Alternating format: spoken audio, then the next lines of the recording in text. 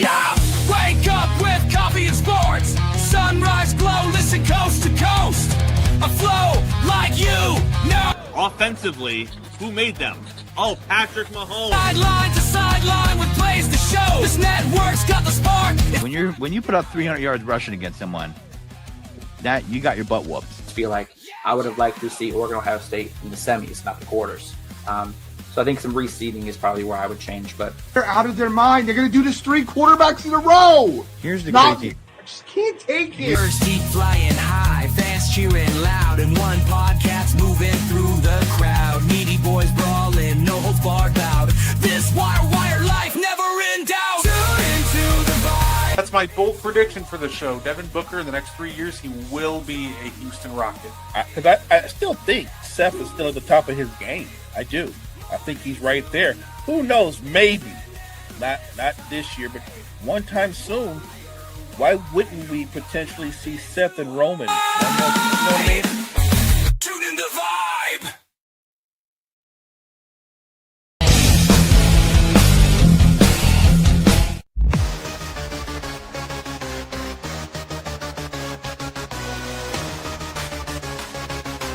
Warrior West, good centers. Got me on the mic now, let's spill the tea. Talking courtside dreams from history. Legends on the blacktop now and then. From Wilt to Steph, we hit it again. Open the chimes in, let's go deep. Young bloods rising, can't skip a beat. Puppy prospects with fire in their eyes. Draft night suckers and hoop dream highs. Wire to wire, bring the heat. Podcast magic can't be beat. Do better, but roll better. We're hoop heads, trendsetters. Hey, what's poppin', y'all? It is your boy, Gardy3, and welcome to the And One Podcast Watch-Along. Of course, I am Gardy3, and of course, my co-host, he's the greatest co-host of all time, he is Mo Betta. He will be joining very shortly. But until then, welcome. Definitely looking forward to this game. It's going to be an absolute blast. So just kind of waiting for it to get started. I'm seeing if how the Warriors find some offense this game. I don't know if they can trust Buddy Hield to do what he did in Game 1.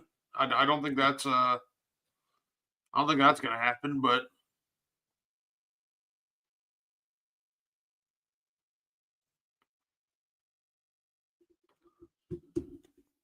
so yeah, like I said, we're just waiting for game time. So. Hope everybody's doing well today.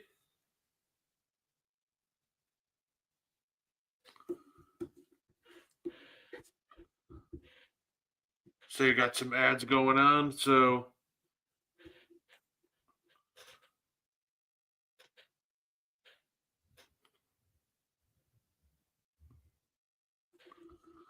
we're just. I'm going to need to see a more consistent offense from the Minnesota Timberwolves also. Like, watching them play offense in Game 1 was just very painful. So,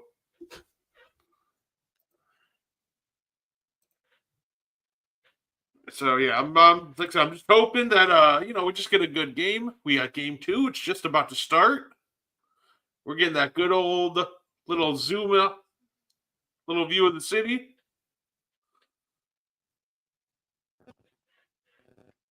It's been a while since I've been to Minnesota.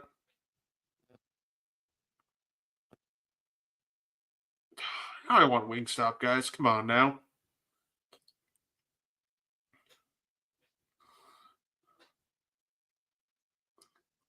Here we go. 6-7, Warriors, Wolves, Rudy Draymond. Let's get it. Van Gundy and Brian Anderson calling this one. Here he is.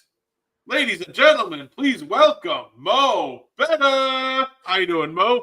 I'm doing great on a Thursday night, getting into this watch-along, Warriors, Wolves. This should be a very interesting and very strategic game. Yeah, absolutely.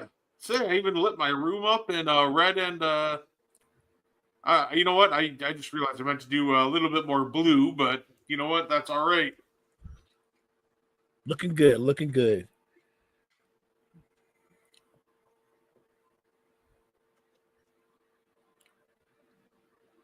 So, Mo, what do you think the keys to this game are? I think Minnesota needs to come out aggressive. I think they need to attack the basket as often as possible. Golden State doesn't really have any shot blocking. They need to attack the rim. I think they get their cue from Anthony Edwards. If Minnesota's going to win this game just based off of Steph Curry not being there, or if they think they're going to win just because Steph's going to be there, that's not going to be there. That's a mistake. They have to play good basketball, and Anthony Edwards has to come out and establish himself as the best player on the floor. He's got to dominate.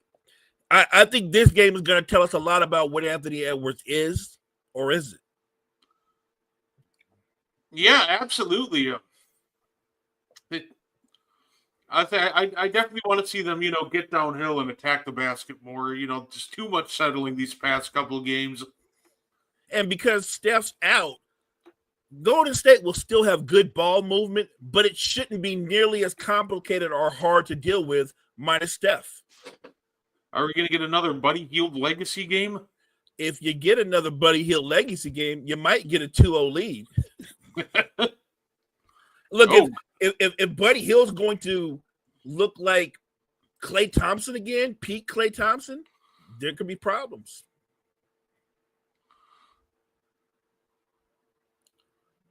I know he doesn't have the greatest hands, but I would love to see him toss it down to Rudy occasionally. Saw him do it a couple times, and he was able to use his size to bury Jimmy under the basket, get a couple dunks last game. Right, and only thing I would say with doing that is when you throw it to Rudy, Rudy's got to go up and stay big. He can't bring the ball down because Jimmy Butler has some of the quickest, strongest hands in the NBA. Yeah, absolutely. Yeah, pods. Nope. Rudy clears that one. Yeah, no, I would just love to see them just utilize their size to, bully that. Oh, Mike Conley almost lost it. Oh, dear Lord.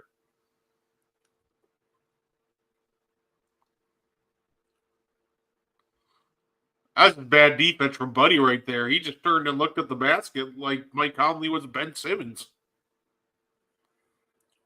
Yeah, that was terrible defense. He literally looked away from him. Like, I get, Conley's having a down shooting year, but he's also just not somebody you can give that much space to. Here we go. If they score here, this is going to be a real quick timeout.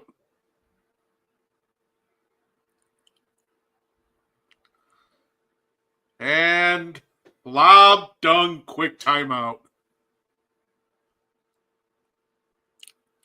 Now, this morning on the morning show, the NFL Genius and I, we disagreed. He thought that Minnesota would come out and blow Golden State out by like 25 or so. And I said that depends on what version of Anthony Edwards we see. If he's going to be the same guy from game one, they're not blowing anybody out. Yeah. No, it really does feel like that, right? Like, I need Ant to be more aggressive getting downhill, but also look for the lobs. They're there. Right. And if he does that, then yeah, they actually just might do it. But it all comes back down to Anthony Edwards. Because there's like 5-6 different moments like in that game one where I'm just looking like, okay, just throw the lob to Rudy. He's wide open. Like, you drew 3 guys, now throw it up. You have to take advantage of your size. Yeah, that's what it feels like the team just kind of fails to do at times. Just they want to shoot like, hey, 3-point revolution, but you didn't build this team to be like a 3-point revolution team. You almost built this team to contradict the 3-point revolution. And look, there's nothing wrong with the 3-point revolution, but if we look at the Eastern Conference, the 3-point revolution can go the other way too. Look at the Celtics. That's all I'm saying. And I'm not here telling anybody that they should change their identity. Boston does take a lot of threes. That's a big part of who they are. All I'm saying is when you're not hitting them, You need to have a plan B. And there, if you're not hitting them in game one, okay, but then you don't hit them in game two. And I get it. The argument could be like, well, if they just hit a couple of more, they would have won both games they'd be up to. Yeah, but that didn't happen. And then you got in clutch time, and every time they've been in clutch time in that series, the Knicks have dominated them. It's funny. I don't necessarily hate this idea that when it comes to like the 3-point shooting of the Boston Celtics, it's more like their situational stuff is what kills me. Because like majority of their looks are pretty good looks, but when it's like clutch time and they haven't been falling all game, and all of a sudden Tatum has Brunson on a mismatch, like, dude, I don't need a sidestep three from you. I don't care about that. Like, that doesn't work for me, brother. That's all I'm saying. When they cut the lead to single digits and you guys haven't shot the three all game long, it's time to make moves and make plays that help you win the game. Get away from the three. I get it. Somebody said, Mo, they miss 48 wide open threes. I fully understand that, but they did miss them. They're not shooting the three well. And they're not shooting the three well, and they had that lead. I want to remind people, the Knicks aren't shooting the three well either. What happens, because I guarantee you this, Jalen Brunson, Brett, and you notice he's got at least one 40-45 game in. You know it. Like, one monster game is coming. And the Celtics better hope it's not game 3. Say, last 2 games, 12 of 76 from 3, the Minnesota Timberwolves. Right. Yeah, they're not really a volume 3-point shooting team, but they settled so much. I mean, they closed out the Lakers and shot as awful as you can possibly shoot and still won that game and ended that series. But they were even worse in game 1 versus the Warriors. No, absolutely. Oh, look at Rudy go. Love it. What's up, Keith?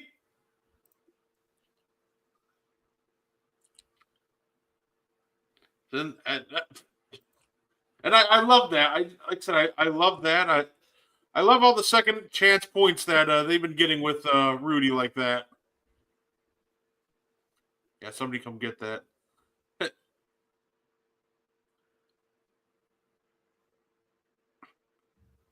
Oh yeah, charge. Okay.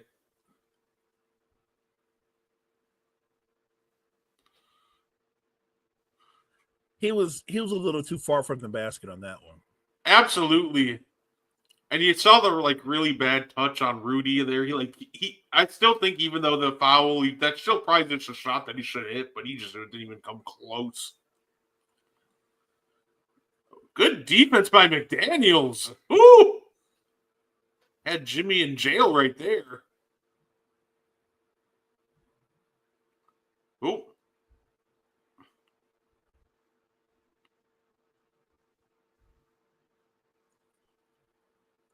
Yeah, I know. Good hit by Randall.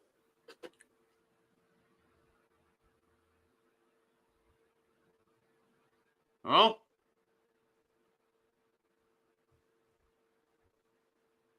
this offense of the Warriors just seems lost right now. Well, look, Steph generates so much of the offense with his movement off the ball, and now he's gone. Like I said, the ball movement will be good, but it won't nearly be what it is with him on the floor.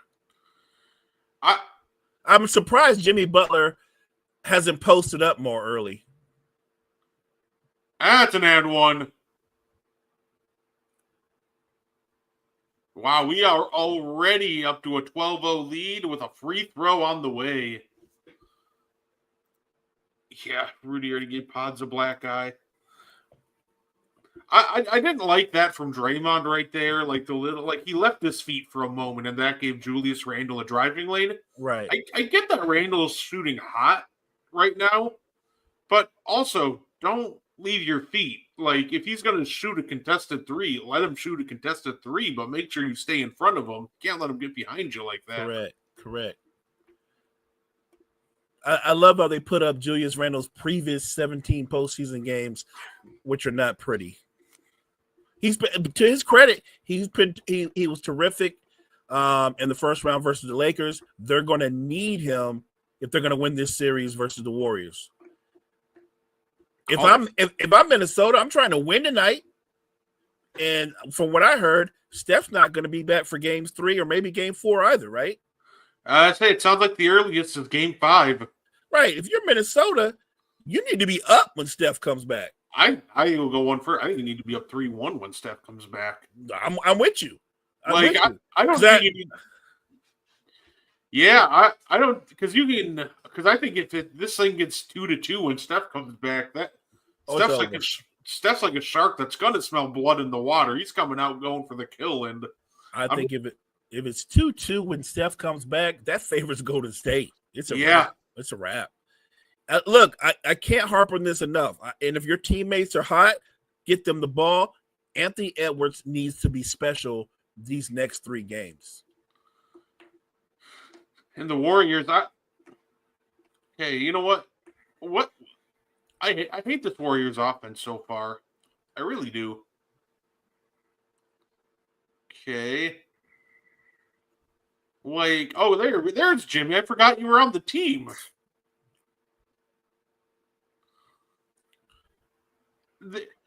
Jimmy's just like content right now being a role player. Like, I forgot he was on the team until that possession. Yeah, he's being a little too passive.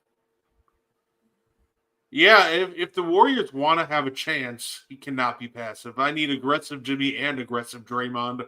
Right, and so conventional wisdom says without Steph, that's why you favor the Timberwolves to win. But what I said was, if you're Golden State, if you're smart and you still play good defense, you could still, if you win this game, I think you break Minnesota. If Golden State wins the first 2 games, I think the series is over.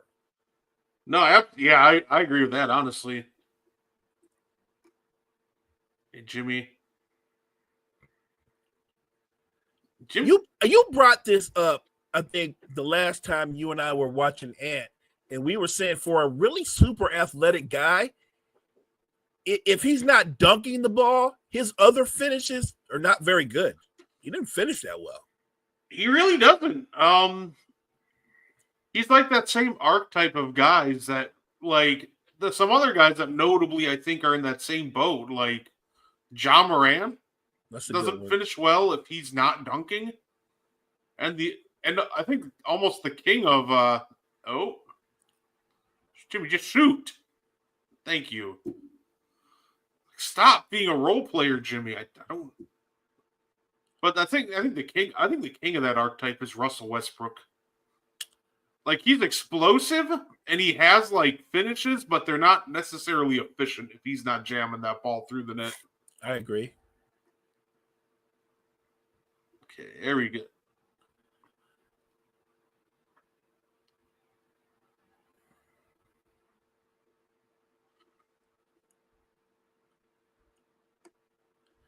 See, this is one of those nights I feel like Jimmy Butler's got to take 17, 18 shots.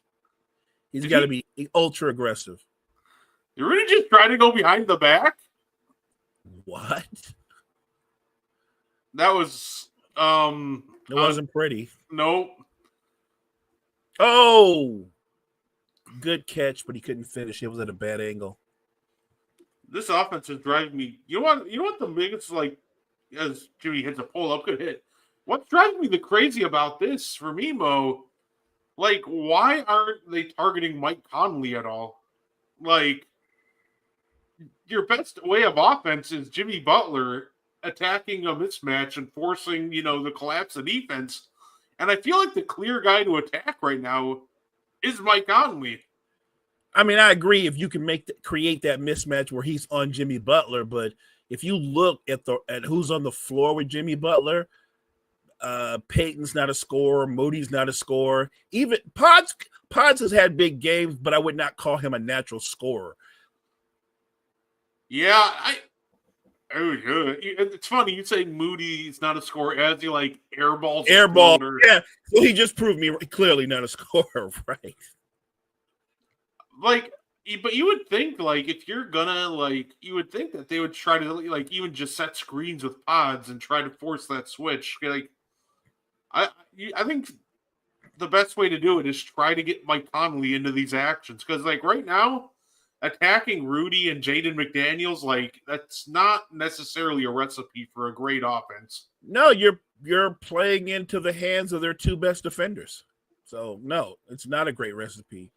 And I don't know why they're not running more actions off the ball, like a pin down for Buddy Hield, or doing something where you get some floppy action with Jimmy Butler and Draymond Green or something. You have to get multiple actions going to try to compensate for Steph not being there.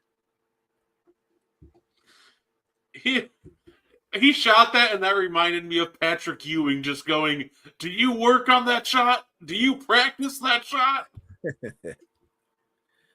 That's a good point. Moody shot that, and I was like, I've never seen him shoot that little shot put. He probably should never do that again. I'd say I'm definitely looking forward to seeing how this one goes. It's going to be a ton of fun. The Thunder took care of business. They saw, people blowing 20-point leads, and they're like, "I'm going to push this up to 40. We got to be safe, man." I thought they put the foot on the gas, and they never let up. And look, if you're trying to send a message, that's how you play. You play at that speed the entire game.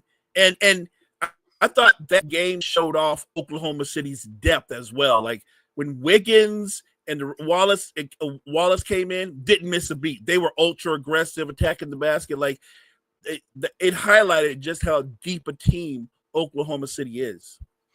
Okay, I completely agree with that. It'll be interesting to see now, because now all the pressure's back on Denver. Because I don't even think like splitting these next two games are enough for them. Like it almost feels like that. In order for me to feel confident about them, they just straight up have to defend home court. They do, but what they're gonna have to do is, I think they've got to play faster. Offensively, they got to play faster.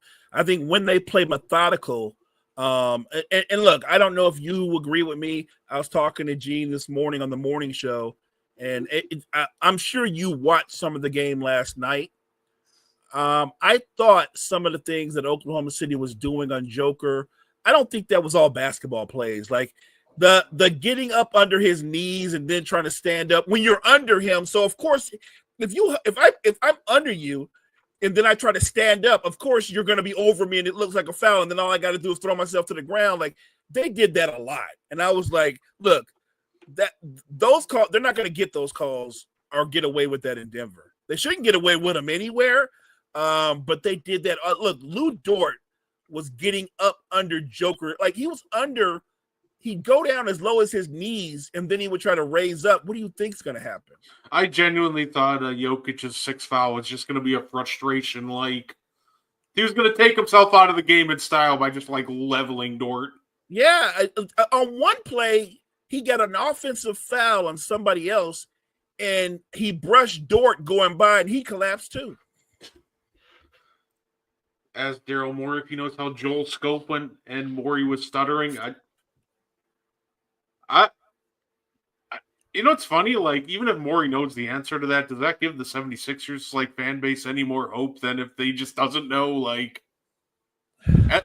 it's such a tough situation with Embiid. Oh, hey, man, please stop shooting. It's just such a tough situation with Embiid, and I hope he comes back to even like 80% of what he once was, but at this point, who knows? Did Spencer just try to poster? He did. This guy's a folk hero. He's a folk. Look at the folk hero. He tried to bang Oh my on somebody. God! What?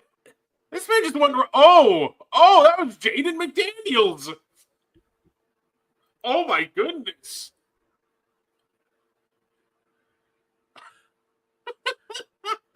I honestly didn't know Spencer could dunk. So Well, maybe he can't dunk because he didn't dunk that. But Oh my goodness! What? I figured he could dunk, but I thought it'd be like some rim grazers. He cocked that thing back, and he just went over the top. are they calling a flagrant? No, it's being challenged. Oh, the foul. Well, yeah. They're- oh my goodness, Pat Spencer. The funny Never part say about never. Pat Spencer looks like somebody they just found in like the Walmart checkout line. It was like, hey, we need a body. Do you want to play basketball tonight? And he just turned out to be really good at basketball. They thought it was, and he's thinking it's a pickup game, and they're like, no, for the Warriors, for the Golden State Warriors. Nothing will top this stunned reaction I had in game one when he busted out the sky hook. Like, Kareem, is that you? They've been talking about that a lot on social media, the skyhook. Hey, it worked.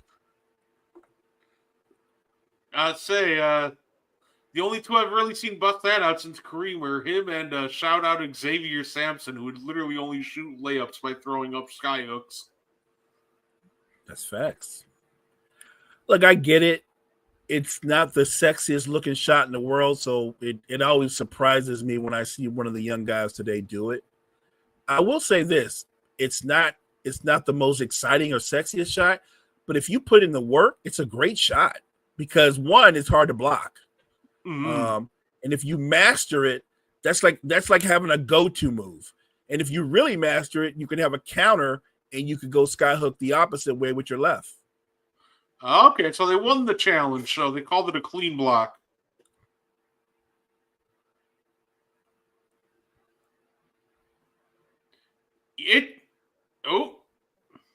Good job, man. There we go. Get downhill. Get some free throws. I think it's so tough with the skyhook because it almost feels like I feel like more players should use it, but also like players aren't built like Kareem. And I think the big part in Kareem's build is obviously the balance, but he had such a strong base that you couldn't really move him easily. Right. With players now being more focused on, athleticism and mobility, I feel like you could knock him maybe a little off balance, a little easier to throw off the skyhook. I don't know. After I've seen Rudy shoot that fadeaway, I bet he could roll up a skyhook. Is that how the series? Is that going to be the icing shot of this series? A Rudy Gobert skyhook? Wow. Hit skyhook over Draymond? I know Rudy would love that. I would love that. Look, as a fan, seeing him do it, especially if they win the series, it would be vindication for Rudy Gobert. Absolutely. Good hit, Nas. You know what? I'll give Pat Spencer credit, man. He's coming in trying to be a bundle of energy to a Warriors team that just has none. I'm watching the score, and so the NFL Genius and I, the conversation was if Minnesota's up 10 by halftime and you're Golden State, you're in good shape. You're in great shape. Yeah. I'm glad that Steve Kerr is going to give Kuminga a shot because Kuminga is one of the few guys on the roster right now that can get his own shot. Ooh, gotta hit that, Kuminga. When you're struggling to score like Golden State right now, you gotta hit those free throws. Right now, Kuminga's playing with the confidence that Michael Porter Jr. is playing with. Over 2, yuck.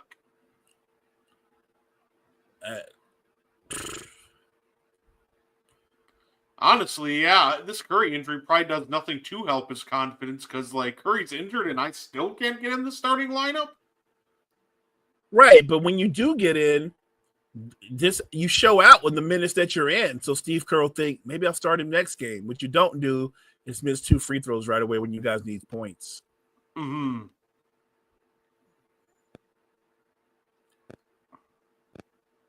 I mean, There we go. They're still in single digits, and we got 3 minutes to go in the quarter. Like, let's go. I want more of that from Kuminga. No, absolutely. Oh, that's money, probably. Yep. That's just too easy. Like, nobody hustled to the board, and Dante's just like, oh, here you go, Ant. Serve this one up on a silver platter.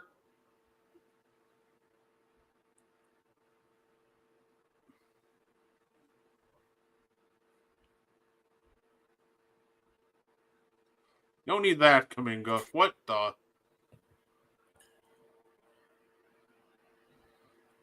Alrighty, well, this is ugly. Wow. You know, because with some teams, you're like, oh, maybe they'll come back.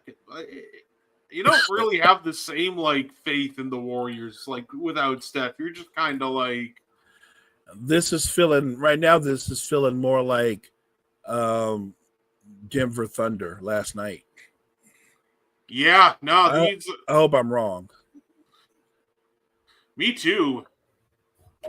Say, yeah, the only person who's scored really is Jimmy and Kuminga as a bucket, but there's just nothing going on outside of those two.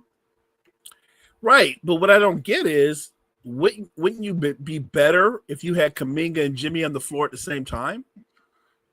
I need like Draymond too to have that same aggressiveness he had yesterday. Like he was so fired up yesterday, and now he's come in and we get passive Draymond. Right. He needs look, even if he doesn't shoot the three the way he did in game one, you still got to take those shots, man. You still got to stay aggressive. Yeah, absolutely.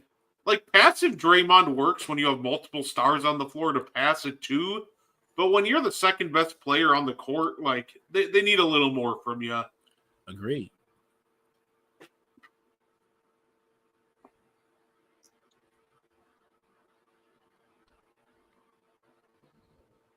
So here we go.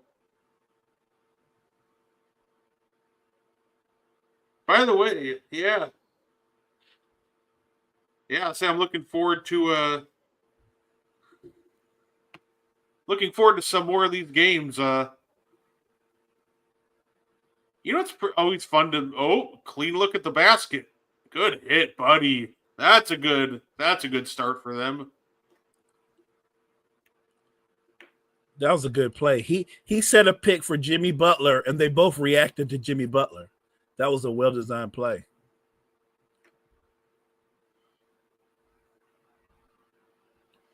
Yep. Everybody thinks they're fouled. Not moved. Okay. Done. Now, buddy, just rise and shoot that. Oh, no, that worked out. Also, I need flamethrower, buddy, today. Like, don't worry about the whole passing thing. They need buckets. They need offense. Right. Facts. Give it to Dante. There we go.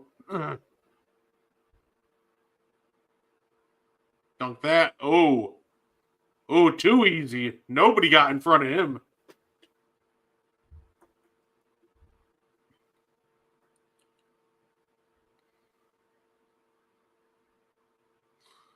Oof, got to finish that, Pods.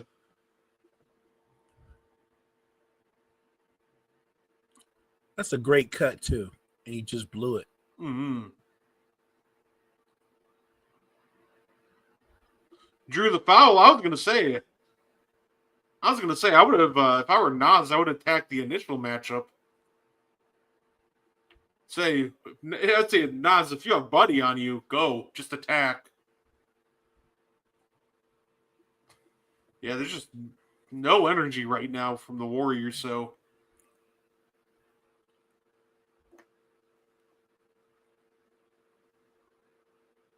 Chance to go up 17.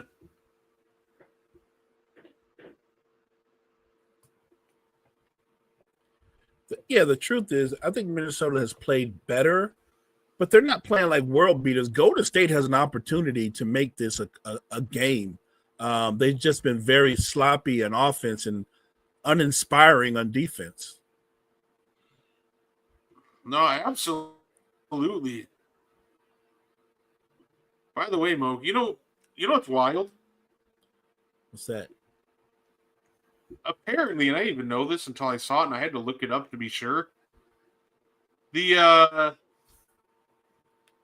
player who shot the second highest percentage from three in playoff history is Andrew Nemhard. He's a flamethrower. I know that when you start with what he did last year and what he's done so far this year, I think he was shooting like 57%, something crazy. Yeah, and that's the wild part. He's one of those players, like, he's a guy that, ironically, in the regular season, he's not that great of a three-point shooter, but as soon as the lights get bright, he's ready. Right. But you know what?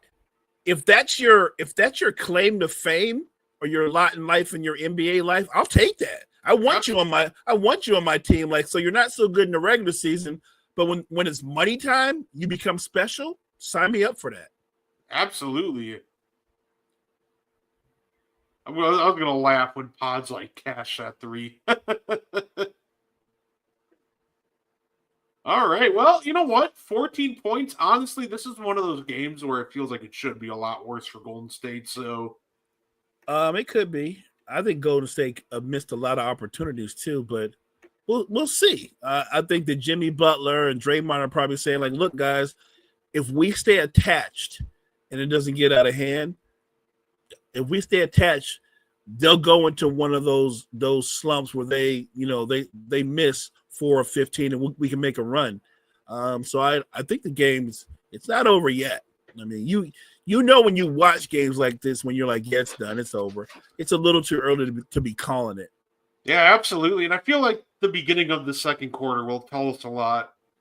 But Draymond hitting a three felt really big. Like, I need him to be more aggressive as a scorer. Right.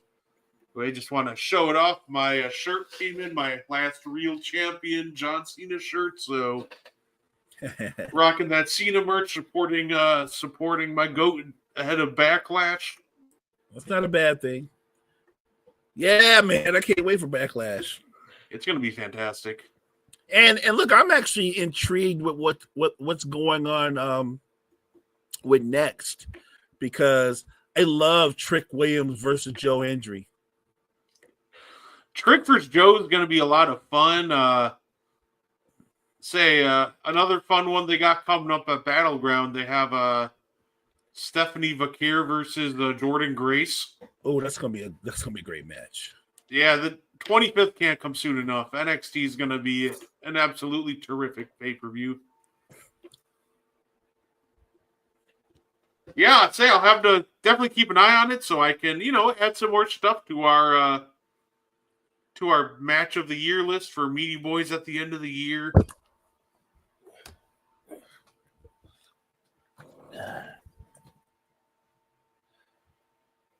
Granted, the list so far is already really tough to crack. So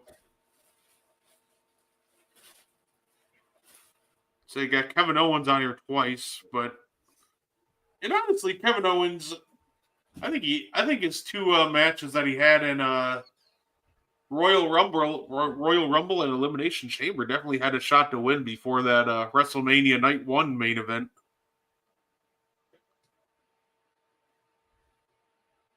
So, I'd say this game's been a lot of fun so far. It's a little bit slow, but that's okay. At the end of the day, it's still going to be, hopefully, Warriors can make a run to close this gap a little bit to start the quarter.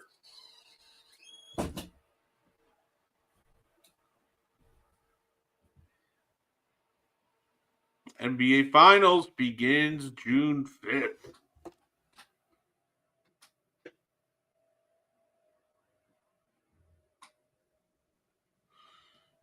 Oh, that'll be a definite watch along. Yeah,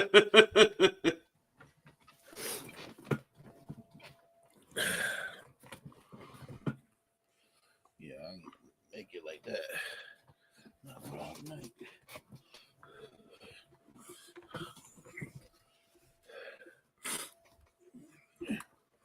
Here we go. 15 in the first quarter. Yuck. Say, Mo, I think I just found a definite watch along for us. Say NBA Finals start June 5th, which happened to be a Thursday. Oh, that's perfect. I like that. It'll be it'll be an interesting road to see who get. Oh, Draymond. It's okay that you missed. I like you taking that shot. That's a good look.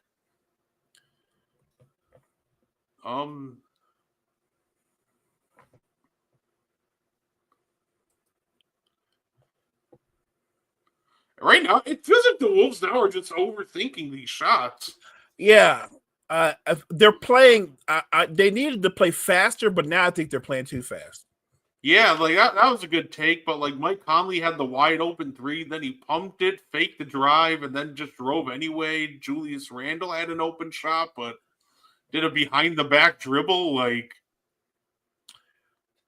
I think Nikhil Alexander Walker could be big in this series. Like, he had a great regular season for them, didn't necessarily play very well in the first round versus the Lakers, but when he's locked in, he's a very good 3-and-D player.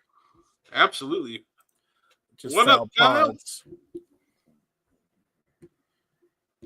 Just hanging out, watching the game, spreading the doom and gloom of the Boston Celtics. That series over. Kidding, Kyle. Don't kill me. What up, Kyle? Kyle, I'm with you. I still believe the Celtics are the best team in the NBA. And I think that I do think game 3 is everything, but I think the Celtics can come back and win this series. And I know somebody said it's the same situation with the Cavs, and I'm like, it's not the same because they're missing 3 of their top 6 players. So it's not the same. Yeah, it sounds like they're going to be ready for game 3. I will remind people this, though. In game 1, the defensive player of the year was playing, and he had no impact on Indiana. Like, Indiana, what's been a certainty is when they need to, they can get whatever shot they want. And the same way Jalen Brunson has been a monster in clutch time, so has Halliburton. Say, if I'm the Celtics, I think I'm definitely going to have to, run some more. I need some more, minutes out of, obviously Porzingis played some less minutes because he's just coming off an illness. But if that's the case, I'm going to need some more Kornet minutes. I think a part of that problem was Horford playing all 12 minutes of the fourth quarter, and Horford's always going to give it his all. But also, you could tell he just had no legs at him by the time the quarter ended. I thought the same thing. Look, Al's a great player, and his rep is he's one of the best low post defenders and help defenders in the NBA. But he did not have a good game. Like, he was worn down, and you could tell his legs affected him on offense too because he couldn't shoot. I mean, he was getting wide open looks, and they weren't even coming close. So I expect a better version of Al Horford as well. And look, Gene and I agree. Drew Holiday is being too passive. He's got to be more aggressive offensively because that's another way to wear down Jalen Brunson. Jalen Brunson is not a great defender. So in game 3, they need to come out like an elimination. Yeah, absolutely. Facts. Every game from here on out for the Celtics is an elimination game until they even up the series. But honestly, I'll just get into the mindset that every game's an elimination game and run with it. Joe Mazzulla should come out before every game and have the Celtics listen to Wu-Tang Clan for an hour. Boom. Boom. Bring the pain. Let's go. Oh yeah. Dre's angry. Is Dre angry about the foul, or is he angry that Rudy drew the foul on him? Probably that part. He really doesn't like Rudy. And I don't even understand what the personal animus is, but there's certainly something there. It feels like they're up 25, but it's a 14-point lead. Yeah. They got to be careful. I'm just saying, if Golden State is within striking distance at halftime, shame on Minnesota. That's the challenge with this Wolves offense at times. It's rough. It's not pretty at times. It's not, but I think it's not pretty at times because, like I said, I think the other guys, they take their cues from what Ant does. And I thought that was a big problem in game 1. If Ant's having a bad game, he's still got to maintain a certain level of energy. Right. And as soon as he starts slumping his shoulders and, kind of just But yeah, no, as soon as he slumped his shoulders and started moping, you could tell like the rest of the team just like fed off that, and it just went horribly wrong.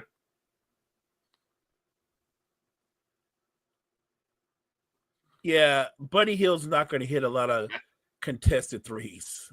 Not like that off the dribble. That's not who he is.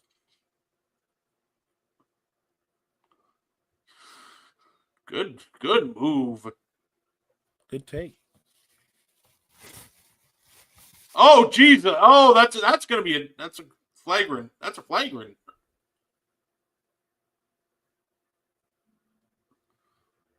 Something to look at. Like that's just a straight up flagrant foul, right? Draymond Green gets away with more dirty stuff than anybody I know. He is the king of throwing himself into you on accident by on purpose. Like it's accidentally on purpose. Like, come on, man. Like, and then he has the nerve to go, he fouled me, he's all over me. Like he's the victim. Yeah, no, that was not a natural basketball play. Right, Don't try to convince me that. Right. He got away with one of those in game one. I mean, come on, dude. Why is your arm coming out like that, hitting him like that? How is that a natural? But I love how he's like, I'm just trying to shoot the ball. Like, get out of here. Yeah, I'm sorry. I didn't realize you shot the ball facing the crowd that way when the basket's all the way over here. Right. I'm trying to shoot the ball, and I want to pimp slap you. Got it. Right. No, that's got to be a flagrant. At least I almost think that's just a straight up flagrant too. But they're not going to do that. They're not going to do that. They're going to go flagrant one. There's no way they're going to say that's incidental contact or say it's a routine foul. Look, you don't see that much contact in some WWE matches.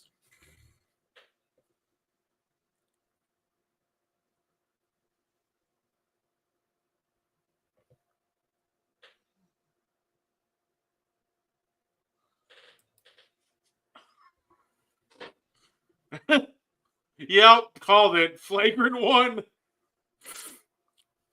I want to see some random player do that and see if it's still a flagrant one. And that's the problem that I have with Draymond Green's leeway sometimes. Yeah, correct me if I'm wrong. His rep protects him more times than not. Right, and because I have no doubt that if like Buddy Hield were to do that, like he's getting sent to Guantanamo Bay tomorrow. Like there's no doubt about it. But Draymond does. It's like, oh, it's only a flagrant one, and now he's jawing to the refs. He's getting thrown out. He about to get thrown out. He should get thrown out. Nobody else could get away with that. Right. Nobody else could get away with talking like that. That is a technical foul. You did not let a guy show you up. What are we doing? Throw him out. Oh, my goodness. This man gets superpowers after his first tech. They're too scared to throw this man out. How does he get away with that? There's no way. Is crazy. That is He should be out of this game. My Lord.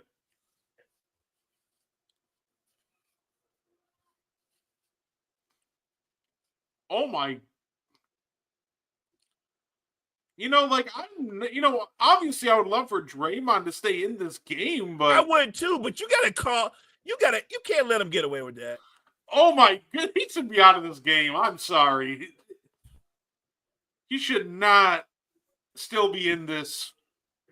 He should still not be in this game. You know what? Kyle, you're probably right. If Kevin Knox is in the game in 2025, you're in trouble. Fucking tee up, donkey. Come on now.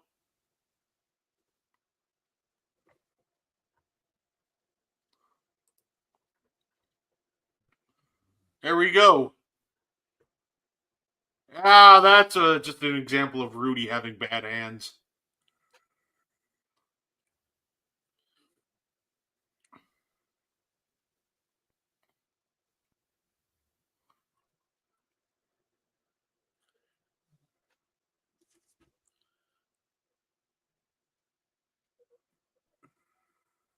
But I think they have the right idea in attacking this zone. Yes. Get Gobert back. Oh, God. Get Gobert back into the dunker spot because create that 2-on-1, then throw him a lob.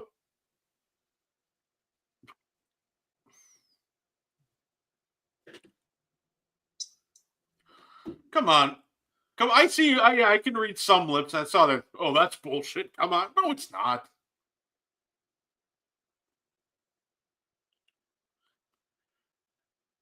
How's it a bullshit call? Draymond is wild.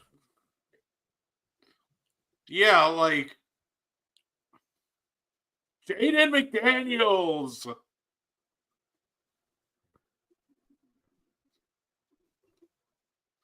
He's just been an absolute menace. Yeah.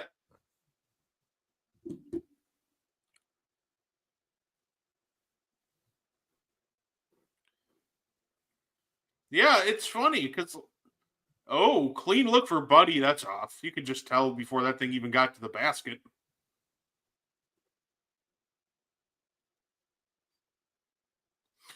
Dangerously close. Good hit by Alexander Walker. Yeah.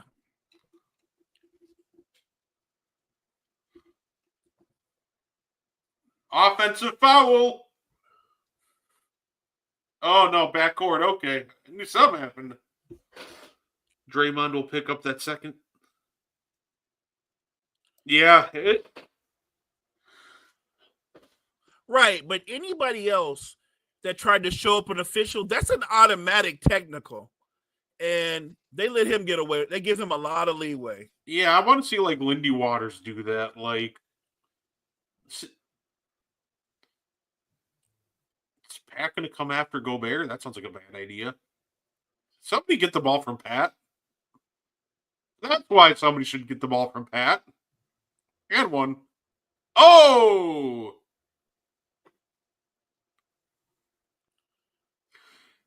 Yeah.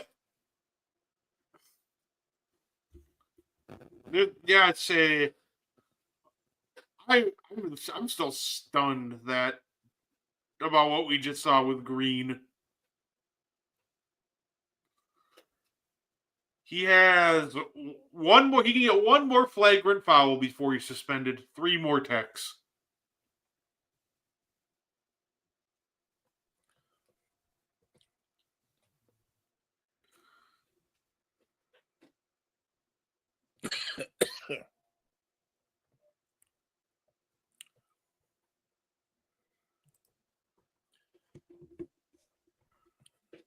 But you say, yeah, it's hey, it's going to be some more fun games coming up. Obviously not tonight. This is our only game for tonight. We got tomorrow, game 3, Cavs Pacers, Thunder Nuggets. So it'll be interesting. I know a lot of people will pick the Cavs because, Mobley, Garland, and Hunter are coming back, but also we got to see how rusty they are. A lot of the times coming off injuries, some of these guys are going to be real rusty. So especially a guy like Garland, where a lot of what he does is based off his quickness. So we have to see if he can really play like he normally plays. Like if Garland's not moving well, then you're not really getting Garland. I think it's important that you have Mobley back, Hunter back, because it gives you 2 versatile defenders to throw at Indiana. Garland, if he's healthy enough, it gives you another legitimate scorer to take some pressure off of Donovan Mitchell. My thing isn't the Cavaliers' offense as much as the Cavaliers. Correct me if I'm wrong, Brett. They were I think they were a top 3 defensive team in the NBA, and Indiana has not had a problem scoring on them this series. No, absolutely. Say they're going to have to find a way to slow this Pacers team down, and that kind of just starts at finding a way to slow down Halliburton, who's been rolling this playoff. He's been rolling.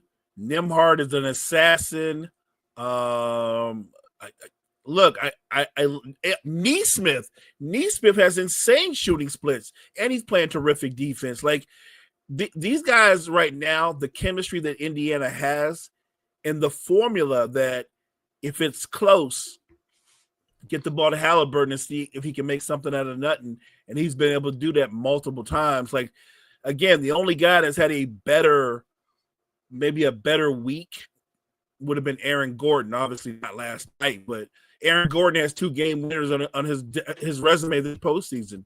I think I understand why people expect Cleveland to win, but I want to remind them Indiana's at home. Indiana's playing with a ton of confidence. I think Indiana wins. No, I you know what? Saying that's just kind of the series. If they win, I don't see the Cavs coming back 3-0. So Cavs are going to have to play with a lot of desperation tomorrow. They are, and they're going to have to look a lot more like the team we saw in the regular season defensively, and a little bit more balanced offensively. Obviously, when you get Garland, Mobley, and Hunter back.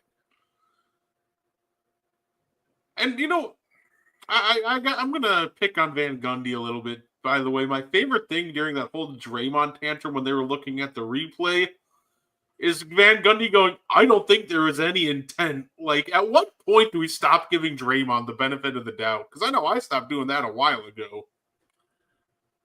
I think Draymond could do a karate kick in somebody's lower region, and Van Gundy would be like, "It looks like a natural move."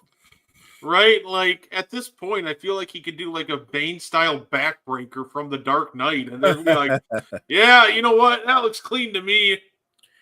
Van Gundy, he said that the other night. I forget who Draymond got tangled up with, but he did a similar move. And they didn't call anything. They called it incidental contact. Ant's down. He's grabbing his ankle. Not good. Oh, he's in a lot of pain. Oh, wow.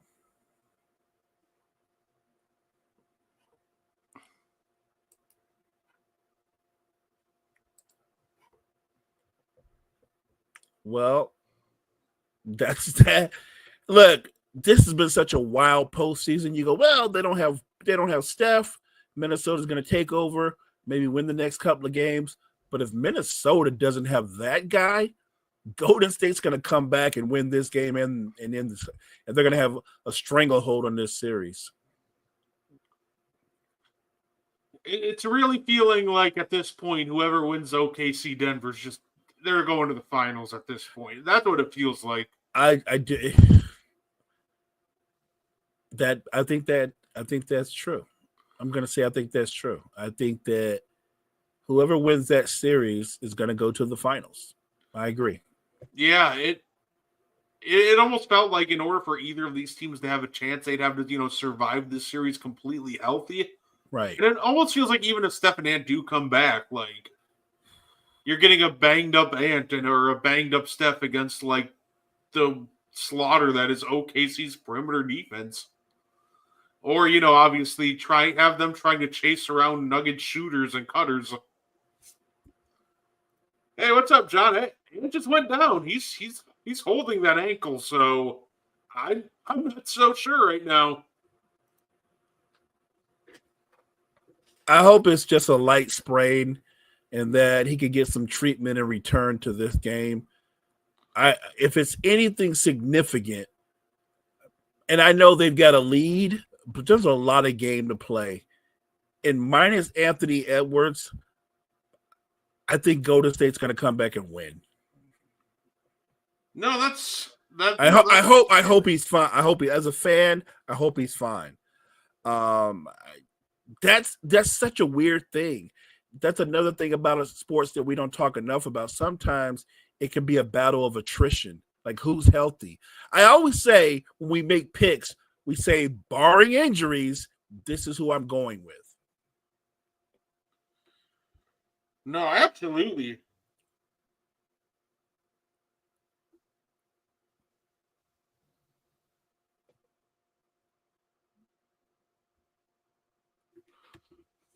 So here we go. Let's see. Now I'm just anxious. Like, is he okay? You and me both.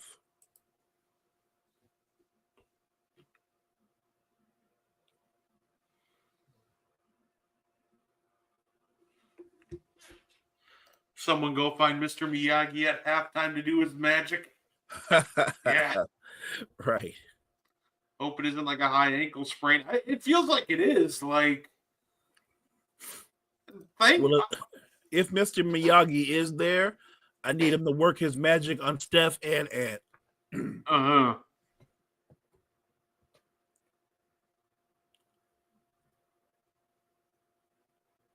It it's weird to say, but at least he was grabbing his ankle. Like, at least it wasn't grabbing out like the Achilles or ACL. So, oh, What a time. yeah, he just landed right on it. Oh, that doesn't look good, but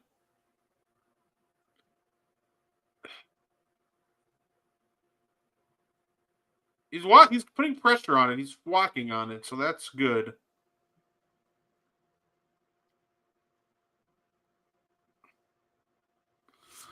Like I said, it's weird. It's tough. You don't want injury on anyone, but like I said, I'm just happy he wasn't grabbing at the Achilles or at that ACL. So let's just pray for the best for Anthony Edwards. Wow. But if it is, even if it's a sprained ankle, if it's dependent on the level of sprain it is, Ant might be out the next 2 games. I hope it's nothing too serious. I really do. I don't want anybody injured. I'm that kind of fan. I just want to see both teams at their best competing. Yeah, I completely agree. Who would have? Here we go. Here's going to be the challenge for the Wolves. Like, how do you get that mojo you had earlier back? How do you keep up the energy? There we go.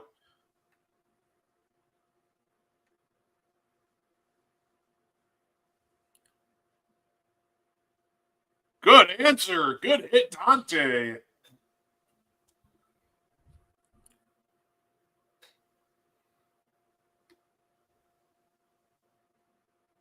Say, John thinks that Ant will be back in the second half. If I'm the Wolves, like, if you can just even play the rest of this quarter out to, like, even, like, if you go into the second half up, like, 18-20, like, I wouldn't even consider bringing Ant out to start the half if I don't have to. No, I'd have him getting treatment for the rest of the game. I'm with you. Yeah, like I said, obviously, if he's good enough to come back, if I desperately need him, then maybe. But, like, if I don't absolutely need Ant, I'm not even. Yeah, I'm not bringing him. DiVincenzo's got that Jaylen Brown disease. When he dribbles too much, bad things happen. There we go. Yeah. No, that's absolutely fair. Jaden McDaniels, I like the aggressiveness right now. Good defense by Gobert.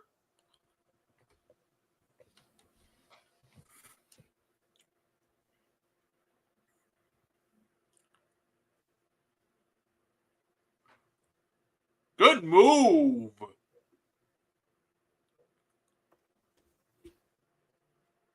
Hear the news about the Dallas Cowboys today? They still suck. No, what did they do today? Oh my goodness. Corner 3 doesn't even come close. Woo. Moody's really off. I mean, man, that's crazy. Oh, Julius, yikes.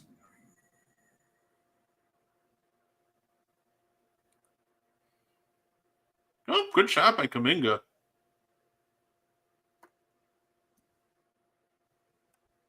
Here we go. We got 2:50 to go in the half.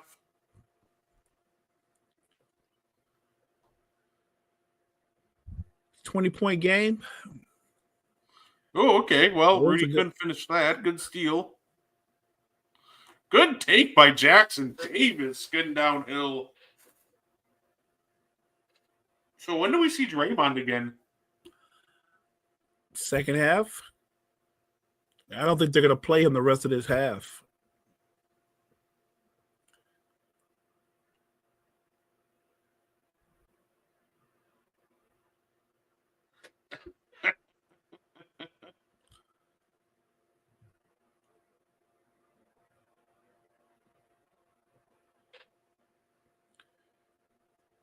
Oh, the Cowboys can only hope that they can get a new owner. They don't get that lucky though.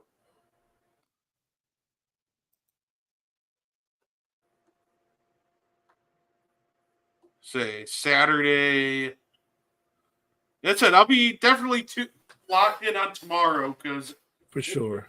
it feels like even both of those games feel like series defining. Like Cavs will lose, it's over. And if I feel like if the Nuggets just get blown out again, it feels like it's over. Like I need the Nuggets to at least make it a game to give me any semblance of confidence that they can win this series tomorrow.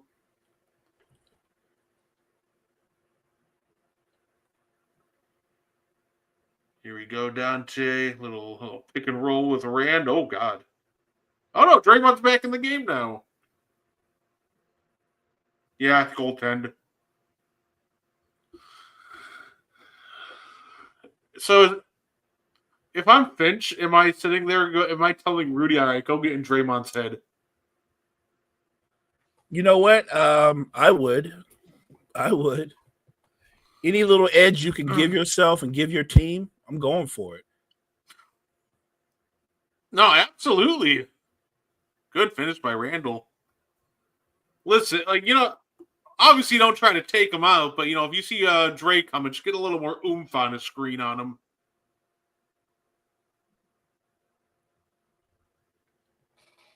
$17-point lead.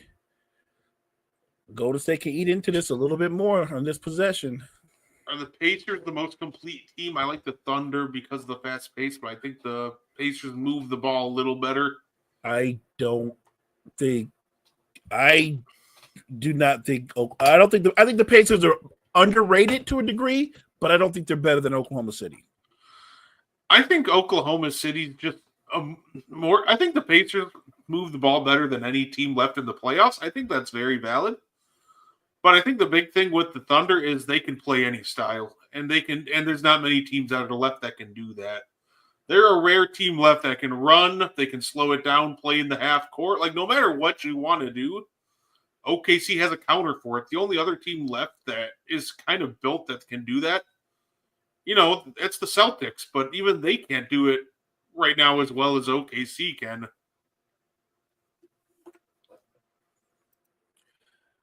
It is a 15-point lead. Okay. Timberwolves need to score on this possession. I'll say that was big. That was big. They needed it. There you go. Back up to 18. That was real big. Okay. Yeah, no. If I'm the Wolves, yeah. Honestly, if this game starts to get out of hand, I'm going to use some guys to try to throw at Draymond to get under his skin. You can get him to pick up that flagrant and get him suspended for a game. That would be huge. Or even a technical to bring him one step closer.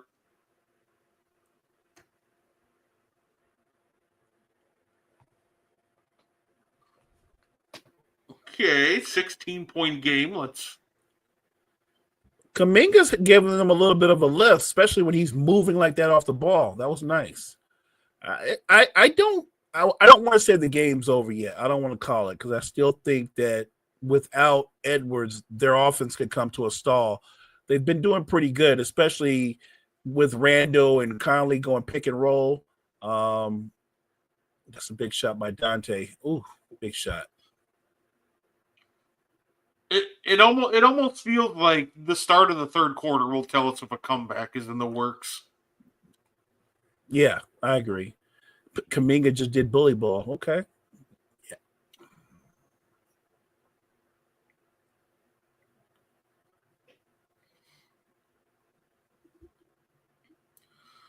That's just such a mismatch.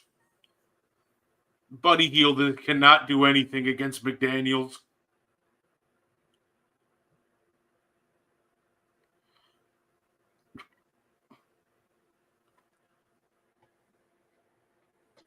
I'll give Kuminga credit. He's given them a shot in the arm that they've desperately needed. Yeah.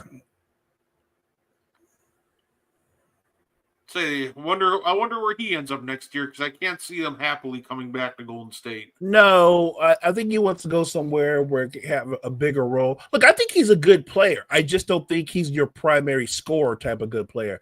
I think Kuminga could be a fourth option as a starter, or he could be a terrific super sub coming off the bench. But I believe that he sees himself as at least a second or third option, and I don't see him that way. No, absolutely, and I'm looking forward to seeing too. Definitely, like I said, another interesting team that I think's got to be careful, but I also feel like changes are coming. Houston Rockets.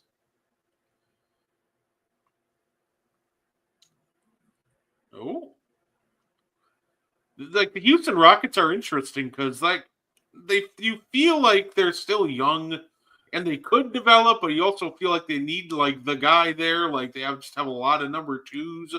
Yes. Like, the only guy you could see maybe developing into the guy is Amir. Yeah, say it's Amen Thompson. Or Amen. Look, I think the great thing about Amen is I can see him being not just an all NBA defender, but a really good two-way player because I feel like he keeps getting a little bit better and adds a little bit more to his offense. Now the only thing he needs to add is a consistent jump shot. He's terrific.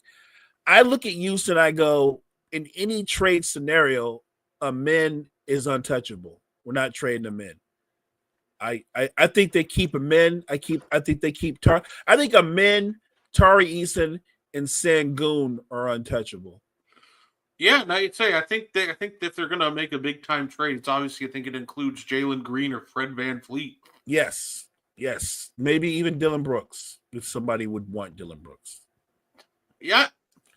Say, I think the thing that almost frustrates me the most with Jalen Green is like he wants to be like it feels like this number one option, but I think what maybe his biggest issue is he doesn't ever have counters to create easy looks for himself. Like, he relies on a lot of tough shots. Like, like people be like, oh, well, like, for example, I've seen people go, well, Kobe relied on tough shots. Right. And my counter to that is, but Kobe always had counters and moves to also get himself easy ones as well.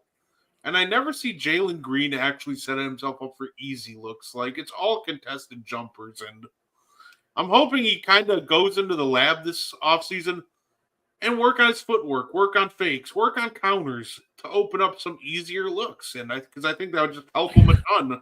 And a lot of people think like you think that I'm wrong when I say that I don't see him as a primary scorer. They might be right.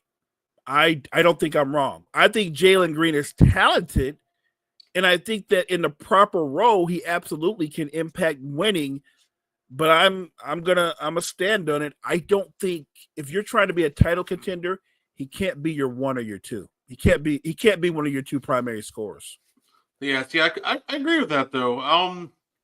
I think what people miss is a lot of your number ones on your title contending teams kind of have like just multiple things they do in offense. They almost have like a superpower, right?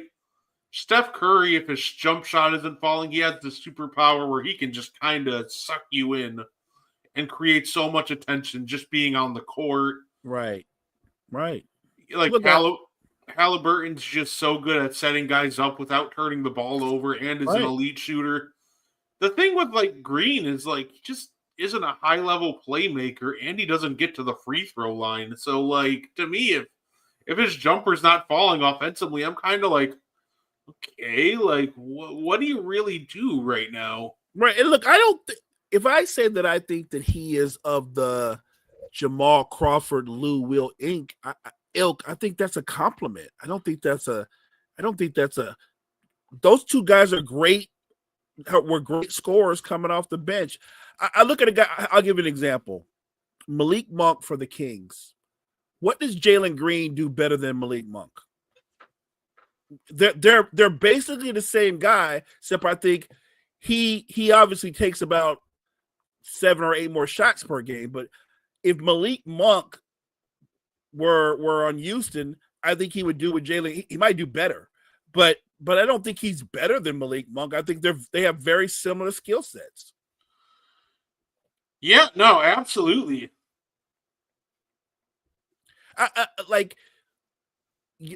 Look at your team. Your team is constantly looking for younger players, more athletic players, some guys that can take some of the pressure off Giannis. I'm sure you would not mind having Jalen Green on the Bucks, but if you had him on the Bucks, would you want him as I guess let's assume that Dame and Giannis are healthy? Would Jalen Green be your number 3? Would you be good with that? Preferably not. I'd want him doing what kind of like Kevin Porter's doing for us. Correct. Again, that's not a diss. Like I'll give you another good example. Look at what's the kid from Golden State? He's not in Golden State anymore. He's Jordan, the one that went to the Wizards. Poole? Yes. Look at Jordan Poole. In the role that Golden State had him in, terrific in that role. On a title contending team, Jordan Poole is your third option, or he's the first guy off the bench. And that works. Put him on the Wizards, and he's the best. He's the leading scorer on a lottery team. It is what it is. I don't think now Jalen Green's more athletic than Jordan Poole, but he's not any shiftier. He's not a better shooter. And you can say Jordan Poole is obviously more proven, which he is. That's the point I'm making. The Wizards, if they really believe going forward we're doing a mini rebuild, you have to know that Jordan Poole can't be one of your primary scorers. No, absolutely. And John asked an interesting question. Is CP3 done playing? If so, think he goes to the Lakers or see him on another team? It's funny because I still think CP3 could play another year, right?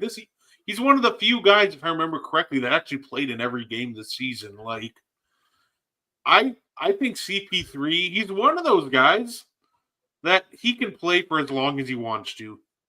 And I would agree with that. Nobody would complain. But the big thing about CP3, and this is why I'm like not sure if he would like go to I could see him going to the Lakers, but a big thing with Chris Paul is he said it before. He went to the Spurs because he wanted playing time. He still wants to actually play and contribute. So right, and that's why I don't think he wants to go to the Lakers to be more of a reserve, like not even like a main in the rotation. Like I think I get it. They got De'Aaron Fox, but there's still a role for Chris Paul with the Spurs.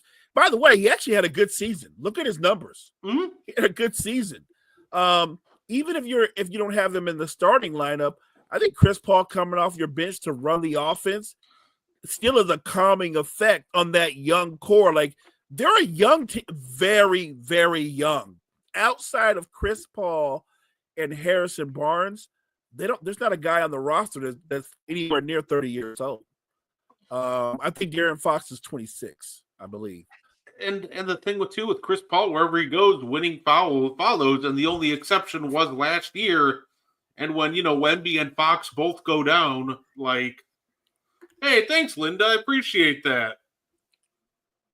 Thank you, Linda, appreciate you. Thank you so much. No, I think Chris Paul was terrific for the Spurs, and like you said, when Wemby and Fox goes down, no, they're not going to make the postseason.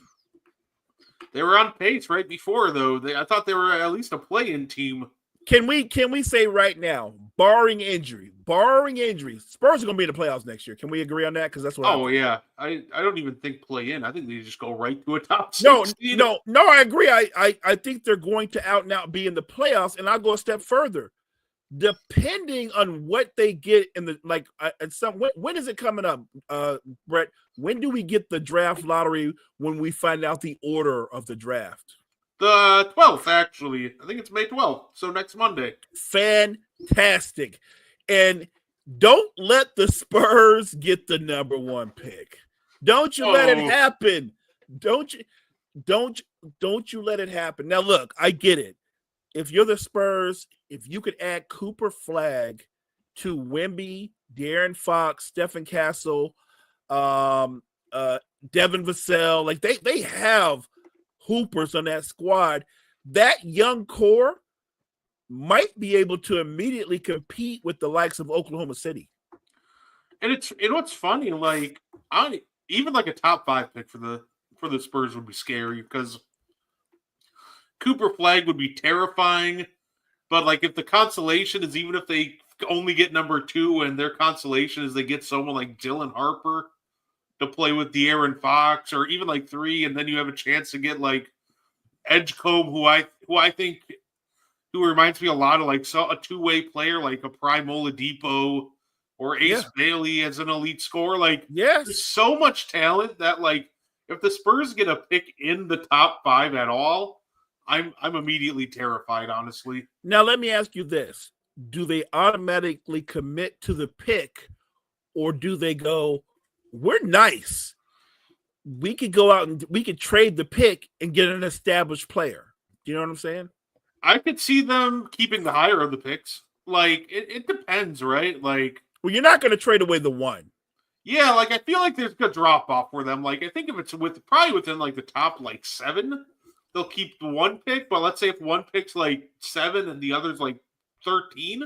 Right. Like, I could see them trading away that, second lottery pick. Like, Spurs picking 8th. Yeah, like, if you have, like, a late lottery pick, like, in the 12 to 15 role, like, yeah, dangle it. See if you can get another star, or maybe you go for some more depth. Personally, I would go for another star. I'm one of those guys that I know the Spurs are projected to only get the 8th pick, but I'm rooting for them balls to bounce a different way because look, I don't want to see the Hornets get another lottery pick. I don't want, like, there's certain franchises that live in the lottery and they just waste lottery picks. And I'm not sure that it's the player's fault because we would both agree where you go in your career, the culture, who's around you, that does affect you, right? I don't want to go to the Hornets. I don't want to play for that. So that is a horrible way to start off your NBA career, playing for the Hornets. One of my favorite things, Mo, was when the first report came out that Cooper Flag might go back to Duke, a Wizards fan commented, "Keep this up, buddy. We're good. We can do this again next year too." I'm like, you're not wrong. That's facts. That's facts. But yeah, by the way, I don't want to see Cooper Flag on the Wizards. Not that I don't think they've actually made some good draft selections, because they have, but the kind of guys that they've drafted, Brett, you would agree, these guys are going to need 2-3 years before they really elevate their games and develop. I would like to see maybe the Spurs.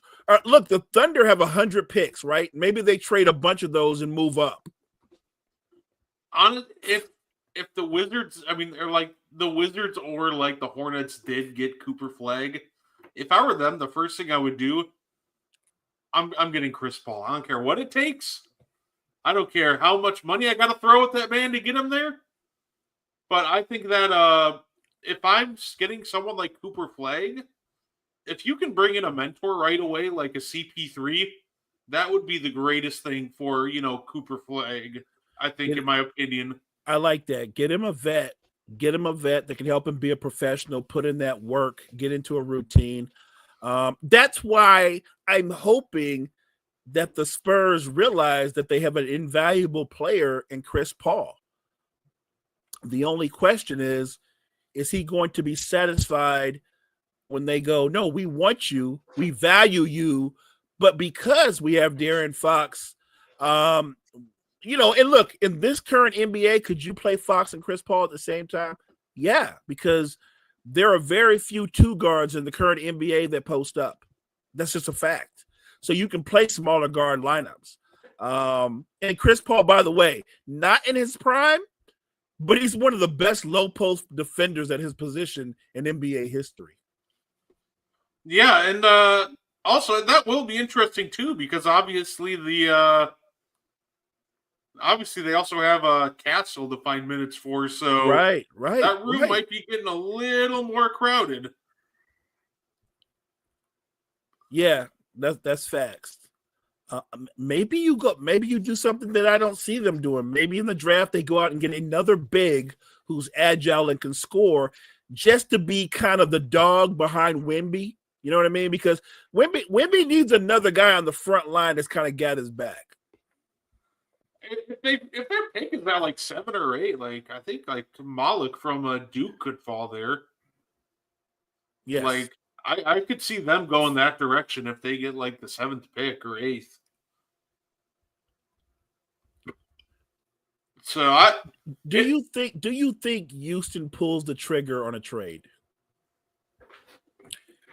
Because a lot of people make the argument, hey, Mo, Jalen Green's 23, which I understand. And they're like, give him a couple of more years. He's only 23.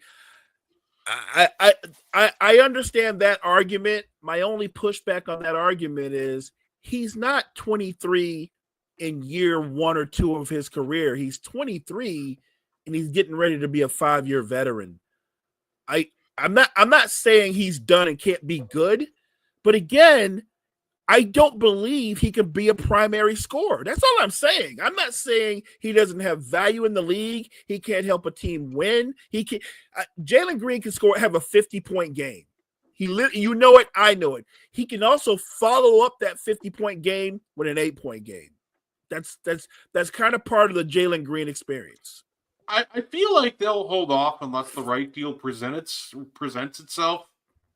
And that's the challenge, right? Like, I feel like, obviously, the name to watch is Kevin Durant. He's probably going to be the name that's going to be most readily available.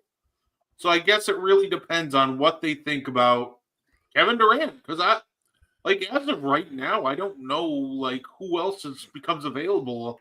The only other name, obviously, that people are going to throw out there is Giannis, but I genuinely don't think he leaves Milwaukee. He's not leaving Milwaukee, but you made a prediction, partner.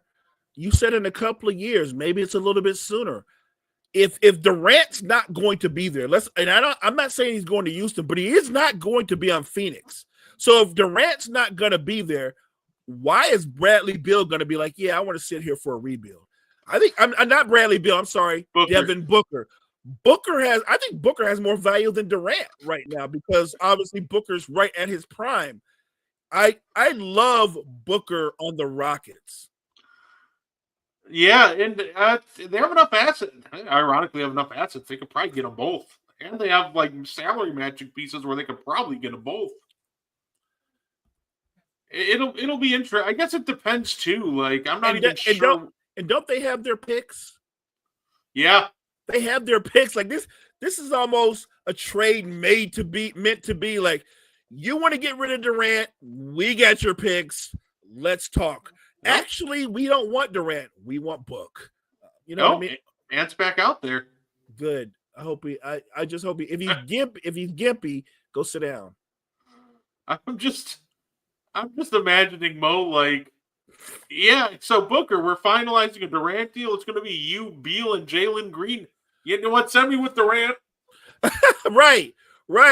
That because that's going to be the selling point. You have a young, talented guy.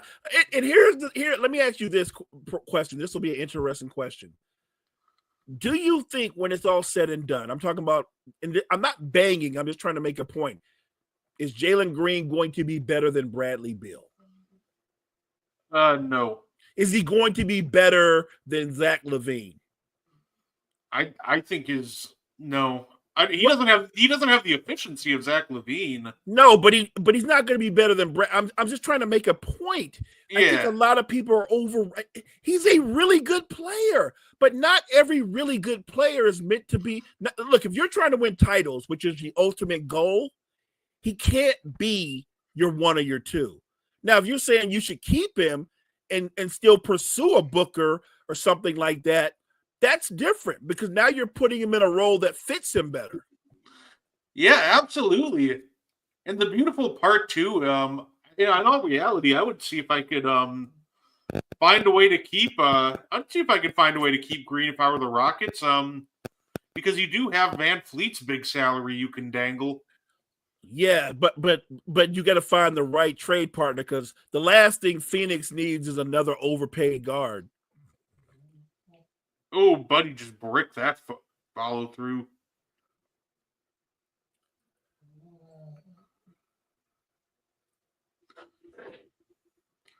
That was like a double brick. You got Draymond's brick, then Buddy's. I know it looks well in hand, but it's only a 14-point lead. I'm just saying. Oh, that is off on McDaniel. Yes, his foot. Oh, it got him in the okay. Yeah, this is still a game. Now, I say another team that I could see pursuing Durant that needs some half-court help, and are probably due for a shakeup. Why not Memphis? That would be very interesting. The only thing is, I don't see Kevin Durant and John Morant working together. I don't think that works. I mean, you might disagree, but you know what I mean? Chemistry is a funny thing. I don't think that works. It's weird. It'll be a fun duo to watch.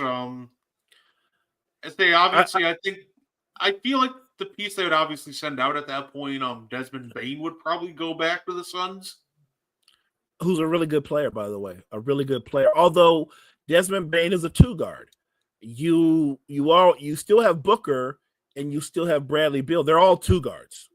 Now, if you want to be technical, you could say Beal is a combo guard, Bane is a combo guard. I get that, but they're very similar in what they do. Do you need 3 of them? No, I don't think you do. But and by the way, I think Booker's one of the best. I think he gets lost in the sauce. I think he's one of the best players in the NBA. Oh yeah, me too. I always think Booker is one of the top. I always normally have him in my All NBA teams every year. Like, I genuinely think that when he's on, he's a top 15 player, probably on that All NBA 13 closer to. But yeah, would you agree that somebody might say no, but I still think like Jaylen Brown's a good basketball player, but he's not better than Devin Booker. Oh no, Jaylen Brown's not better than Devin Booker. Would you say that Devin Booker and Donovan Mitchell are in the same tier?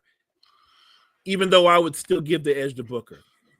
Devin Booker and Donovan Mitchell? I would say yeah. I think you know what I mean? Like I think they're very close. Like they're in the same tier of whatever star or whatever level of star you think they are. I think they're very close. Jaylen Brown's just always interesting because even after winning Finals MVP, let me go back to my preseason ranking of him. I had him as the 23rd best player in the NBA. And the thing with Jaylen Brown is I think he rises to the occasion in big moments, but I also just think that there are better basketball players than him and more consistently better basketball players than him.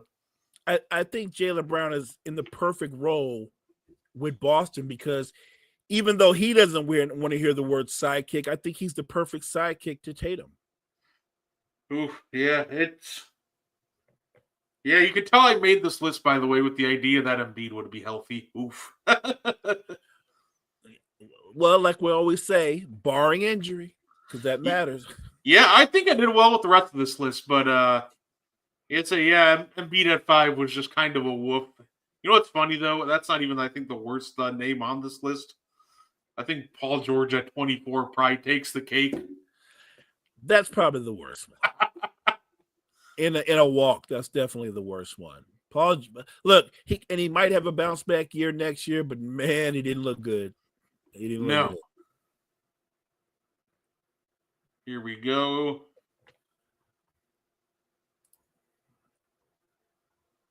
Oh, Dre misses that.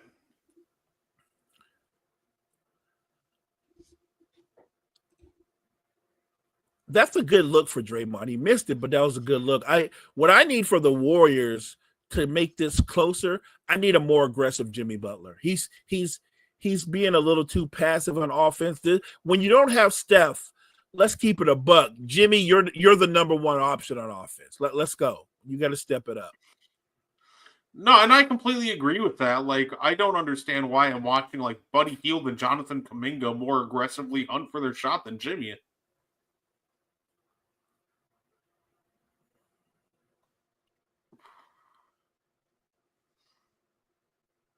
Oh, he lost that one out of bounds.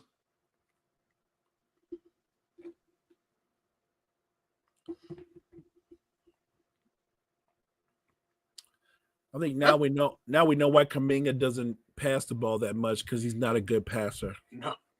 That's been a problem a couple times for the Wolves. They're not big enough that it's fine, but also, like, how are you getting beat down the court? Right.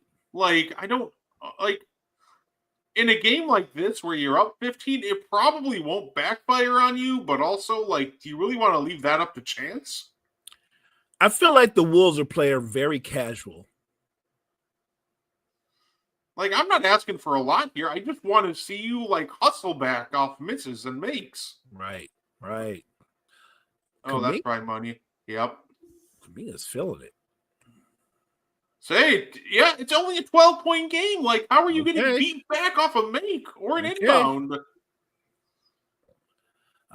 Look, if you let a veteran team stick around long enough, I'm just saying. Sides of Gobert right there.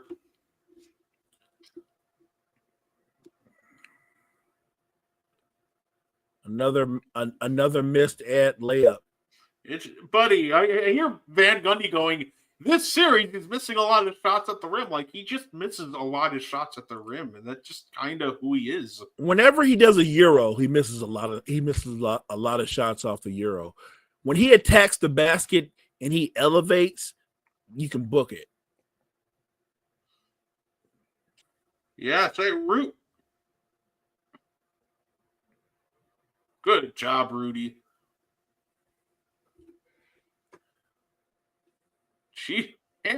What are you so mad? You can't get mad because you brick the layup. Like,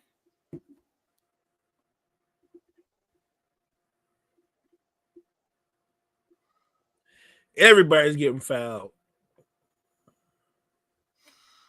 There we go. Oh, rimmed out. Oof.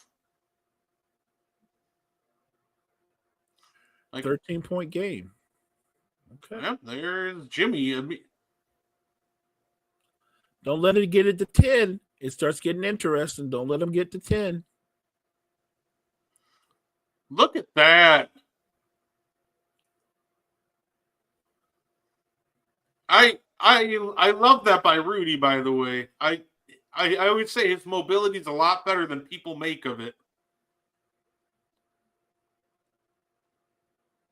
Good hit, McDaniels. They needed that. Okay. Again, how did you get beat back down the court? That is insane. They have horrible floor balance. Where are you at? Ooh, that's just a great spin move.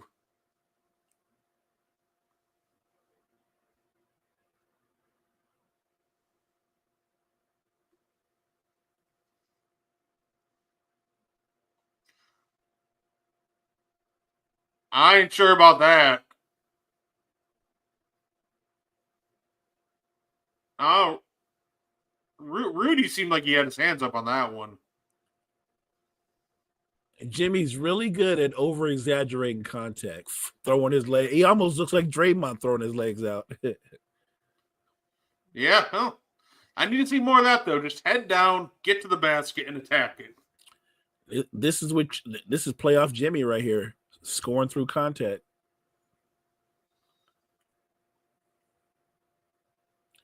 Yeah, he's got 13. If this is going to be a game, by the time it's over, Jimmy's got to have 22, 25. Here we go. Come on, Minnesota. Don't let them slam the door on you. Oh, God. Oh, can't leave that guy open. Dodged a bullet there, but can't leave Nas open. He got a really quick release. Here we go. Jimmy, stop looking to pass. There we go. Oh, this is the matchup I want to see you go after.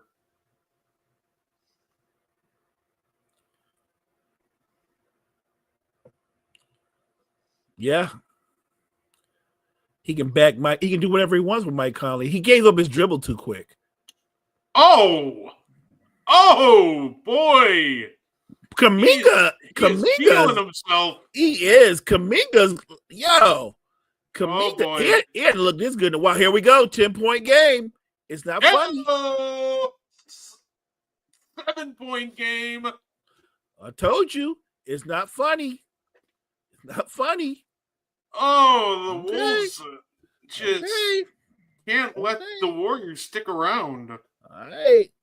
I'm not what I don't want if they lose this game, what I don't want to hear from Stephen A. Smith and others is, well, Ant hurt his ankle. I don't want to hear that. If you out there on the floor competing, a lot of people are hurt. There's no excuse for y'all not to beat this team without Steph Curry. But I said if Minnesota takes Golden State lightly and just assumes they're going to wither because Steph's not on the floor, shame on them. It's just effort at this point by the Wolves. Like, it's just not getting back off makes. It's the rotations are getting sloppy. It just feels like the energy just isn't there. They came out of the half. It feels like going, yeah, we got him. It's over. Wrap it up. And you cannot let a team like the Warriors back into these games. Facts, partner. 100% facts. I watched Jimmy Butler lead a Miami Heat team multiple times, but down 15 against my Bucks. So if you want to keep Jimmy down, you got to put him down. I agree. And now you're letting guys like Buddy Hield, Buddy's getting his confidence back up. Kuminga looks like the quickest guy on the floor right now. Yeah, no. Kuminga's just been on one, and I love it. I think that's the beauty of the playoffs. A guy that's been struggling gets an opportunity, and he balls out. And suddenly it's like, can anybody guard Kuminga? Yeah, Kyle said it. There are a lot of yes, it is. I agree. It's been the theme of these playoffs, but this is a really unique one. Golden State's not at 100%. Gene said it was going to be a 25-point blowout. I thought it was going to be a close game.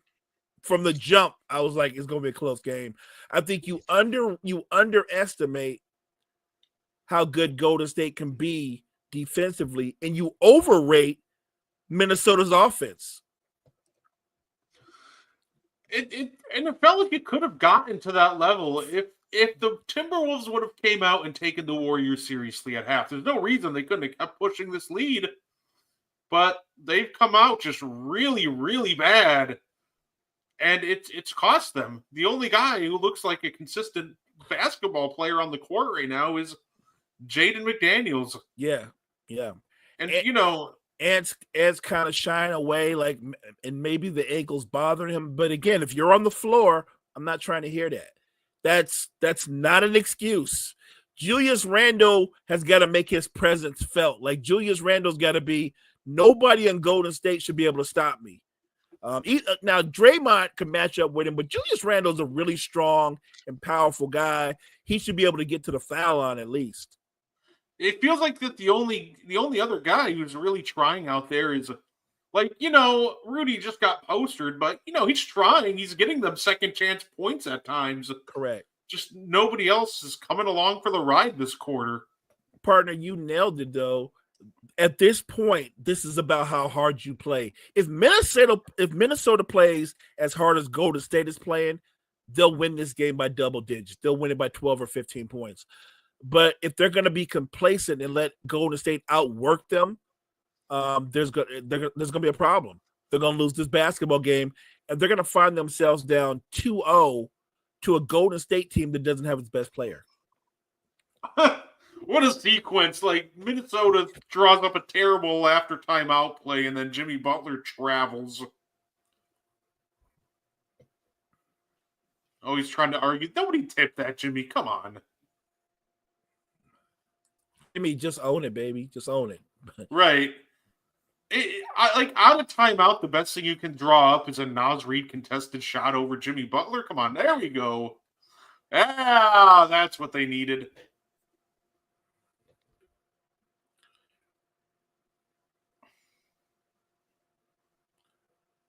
Yeah, he's got such a quick release. It's insane.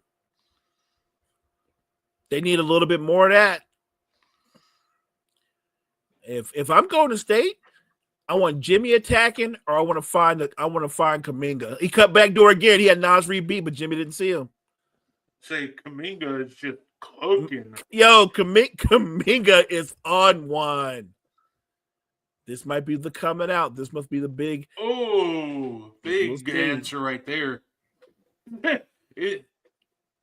Kaminga right now is giving me vibes when like Cam Reddish went for like 25 against the Bucks in that game 6 in the playoffs.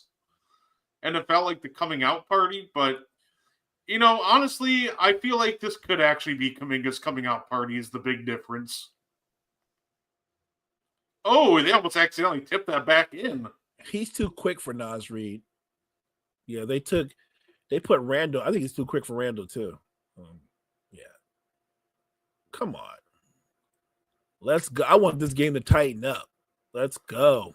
If they keep taking shots like that, it'll be tight in no time. That's a terrible shot.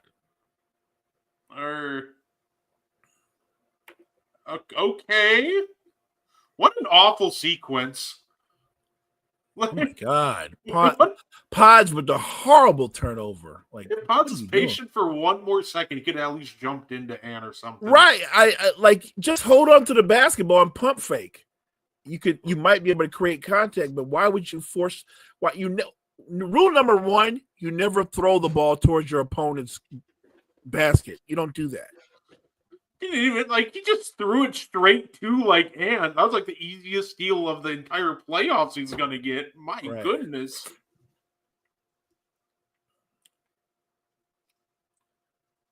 Yeah, this game has been something. It's been entertaining, and I would not say it's been beautiful basketball, but it's been entertaining. I don't think any game at this point, Mo. I don't think any game in this series is going to be considered like beautiful basketball. That's fair. Look, the Golden State Houston series, it was entertaining, but I wouldn't call that beautiful basketball either. I mean, Steph had some games where he was playing beautiful basketball, but that was a real grind. And that's whoever wins this series, that's exactly what they're going to have to do in the next series. If Minnesota or the Warriors try to play beautiful basketball against the Nuggets or the Thunder, they're going to lose by 37. They don't have the firepower to get into a ball movement matchup with those two. Facts. They got to slow it down, grind it out, muck up the game a little bit. I agree.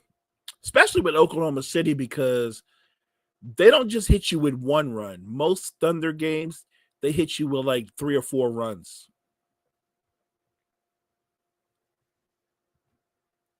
Oh, the folk hero's back in the game. Okay. Oh, tough shot for Jimmy. Here we go.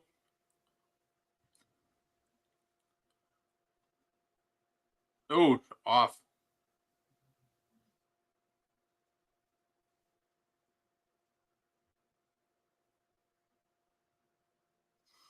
Oh, Pat don't like that.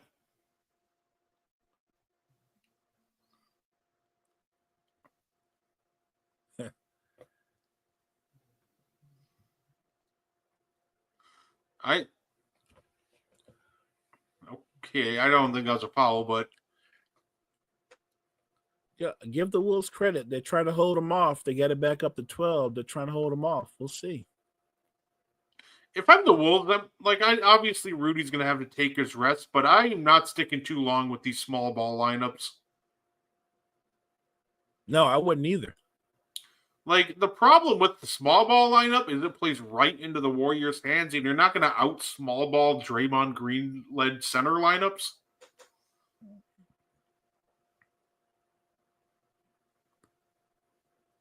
Go, and to the line, shooting 2. Good hit.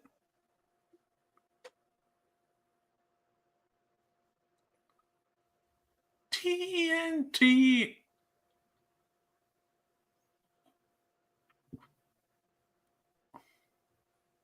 Ooh.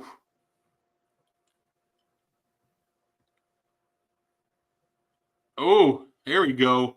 At least the Wolves are now coming out with more energy. The Warriors threw a punch, but at least they've answered so far. Facts. So yeah, Dante and Jimmy wrestling over there.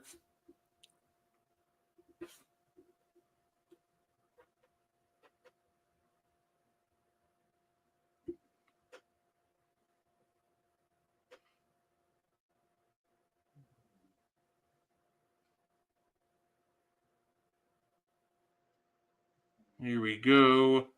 Spencer gives it to Moody.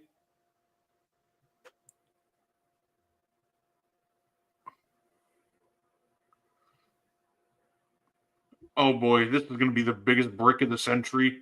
Yep. Jaden! Pat Spencer looks like he should be playing on a black and white TV. It's funny but true. Time for a timeout, Steve Kerr. Yeah. Nah, as soon as I see Moody sizing somebody up, I'm like, yeah, no, nothing good comes from this.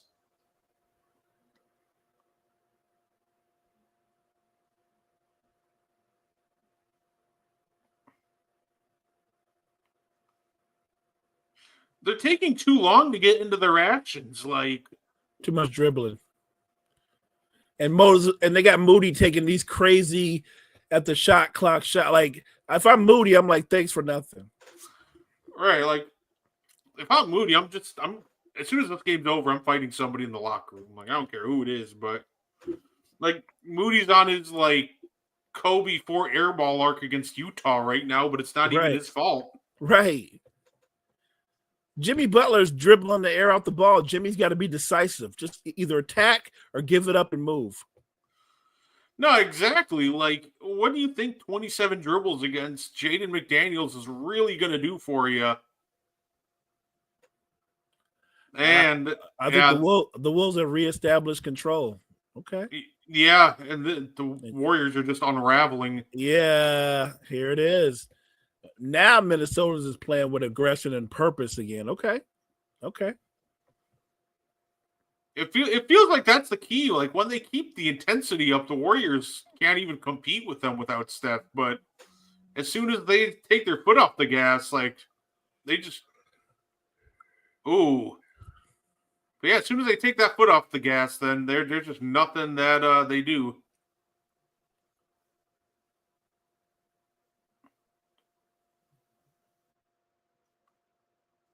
And another turnover. Yeah. This has been some ugly basketball. I'm sorry, Steve Kerr. Jonathan Kuminga is a young man. Put him back in the game. Get him the ball. Get Kuminga the ball. At this point, I don't even get like it.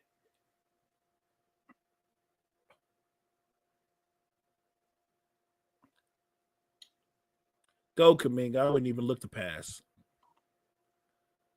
Just shoot it. I don't even care. Yep, there we go. I don't even care that you missed, dog. Keep shooting.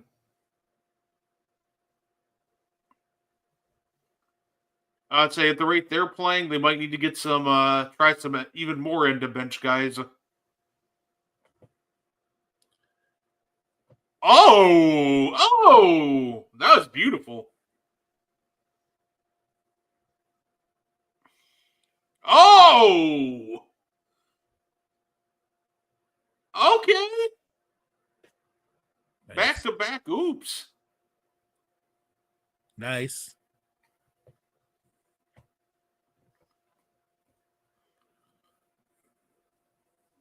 So here we go. Yeah, that's going to be on Dante on the grab.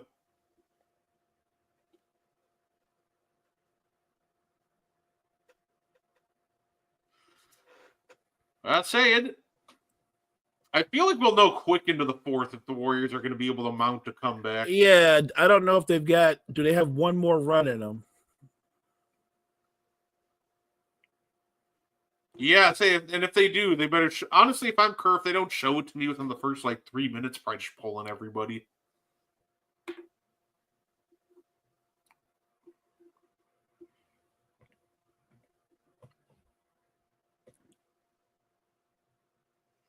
Yeah, they pulled it to within 7, but since then it's been all Wolves.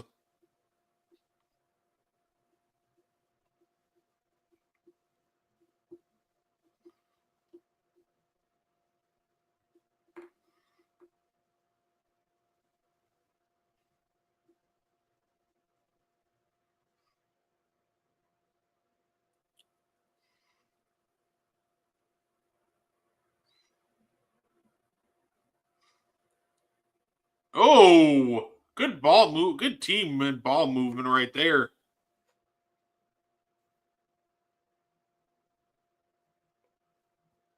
They're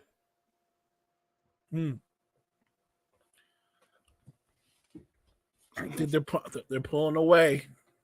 Yeah, you They're know, pulling wrap away. it, just put the bench unit in. Look at the guys they got on the floor for Golden State, though. I mean, that you're look who you have on the floor with Draymond and Kuminga. Like you're basically throwing in the towel now.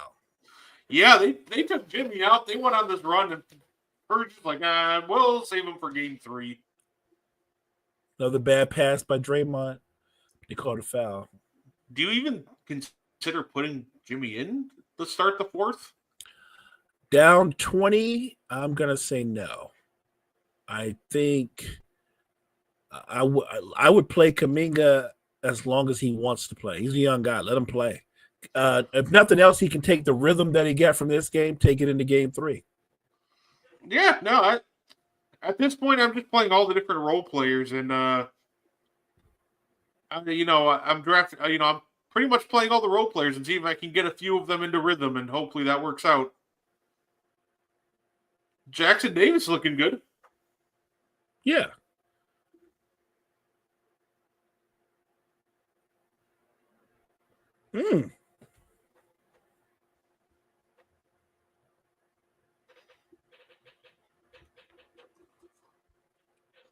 So a 20-point game at the end of the 3rd quarter.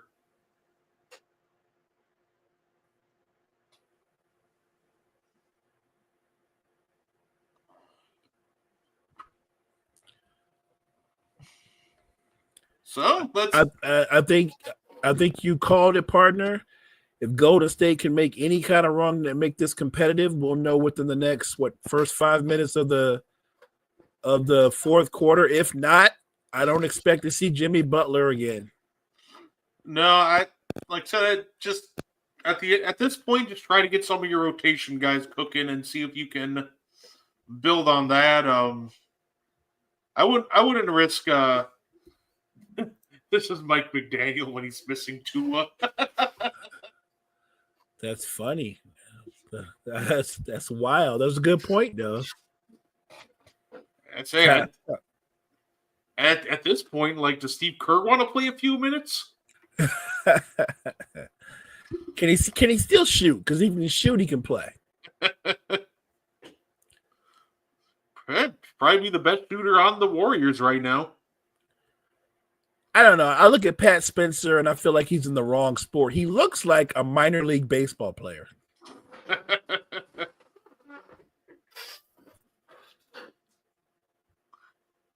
Oh man.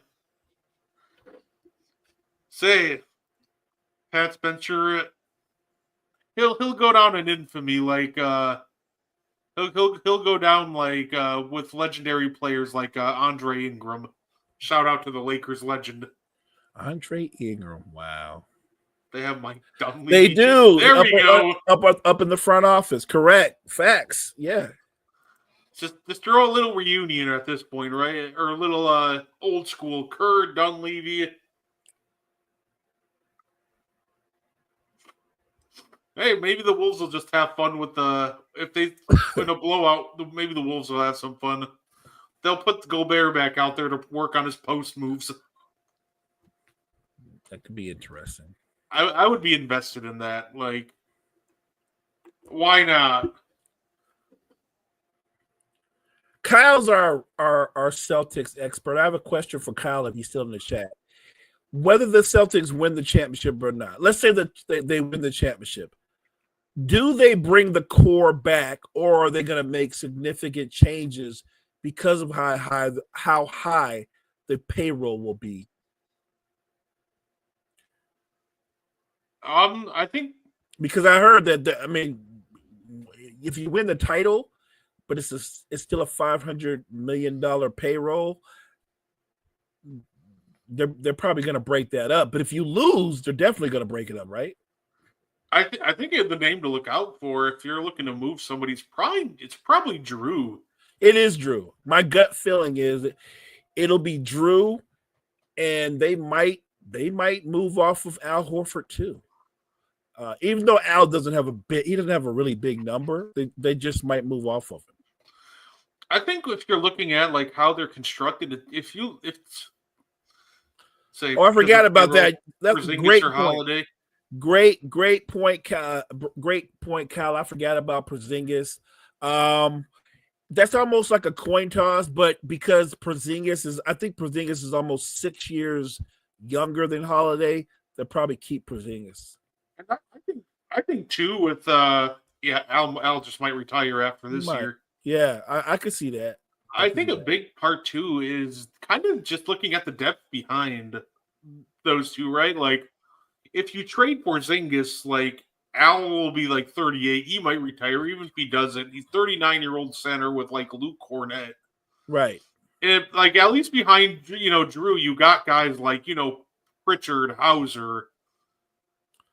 I don't think Pritchard would become a starter. I think he's perfect in that role. I think that they would look to free agency or in the trade to bring back maybe a younger guard who has similar skill sets. Absolutely.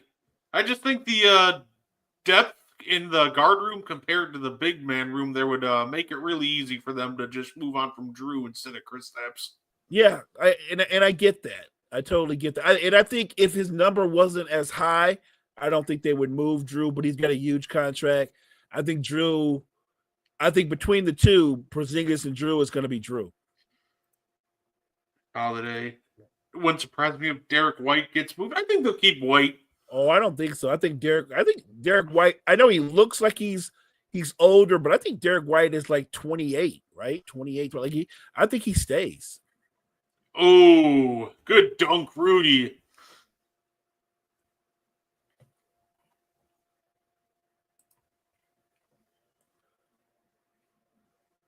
See, Derek White is 30 years old. Okay, he's exactly 30. So yeah, I think we're talking about somebody. If he can avoid a major injury, I think he still can play at a high level for another 3, maybe even 4 years. And the thing with Derek White too is like, at the end of the day, his numbers aren't bad either. Like here's what they're paying Derek White. Like his extension kicks in the 25-26 season. 28 mil, 30 mil, 32 mil, player option for 34 mil. Like in today's NBA, that's a really good deal. Especially for an all NBA defender who can give you 16 points a game. Yeah, Jimmy missing the free throw. Yeah, just wrap it up. Yeah, if I'm Steve Kerr, I'm the next foul. Jimmy's coming out. I don't see a run coming. I mean, maybe give him a couple more minutes, but I don't see it. I think they took their shot. I think they took their shot. Yeah, I agree. They took their shot, and that was it. Yeah, because now Naz Reid is locked in. Can I just for fun? Oh, yeah, that Kuminga missing, Butler missing free throws. Yeah, wrap it up, big dog. Give me a Rudy Gobert 3, just for vibes, for the love of the game. For vibes. I will say this though: a lot of the Golden State role players will play much better at home. So again, whether you lose by 20 or 1, you're going back home 1-1. I'll give Steve Kerr credit too, because there's not a lot of coaches that'd be willing to even play guys like Pat Spencer. Yeah, I'm with you on that. Like, I know, there's so many coaches that want to rely on their vets. Oh, good take by Dre. But yeah, credit Kerr. If something's not working, he's not afraid to be like, huh? No? Yeah, okay. Give a guy like Pat Spencer a chance. I love you so much, Ann. You miss all the point blank layups, but like this tough contested one, you get that one. Right. Got it, Ann. And they're gonna win this game, and he's been good, but he hasn't been special. They Golden State is shorthanded, and Minnesota needed this. If you cannot beat this team, like I said, without Steph Curry, dude. Oof. Ooh, Rudy and Ant having a disagreement on the coverage there. I think Ant was expecting a switch. Ant should chill. Jeez. Chill out, man. Chill out. He's their best player, and maybe he wants to be a leader. He's not a leader yet. Ant just threw that way too. Like, that was a terrible pass by Rudy on the turnover, but also Ant just didn't even look at Rudy when he was standing alone in the paint.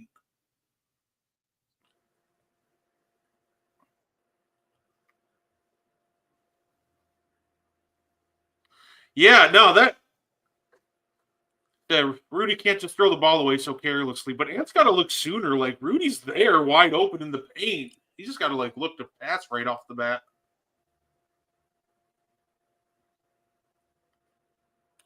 I mean, quiet as kept. Julius Randle's had another solid game.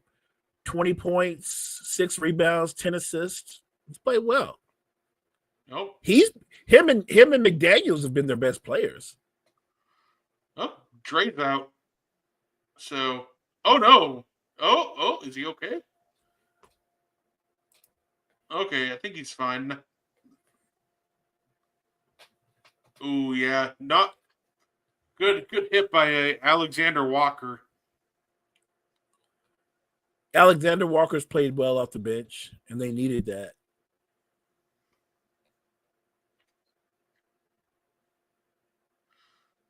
You know what? I'll take it.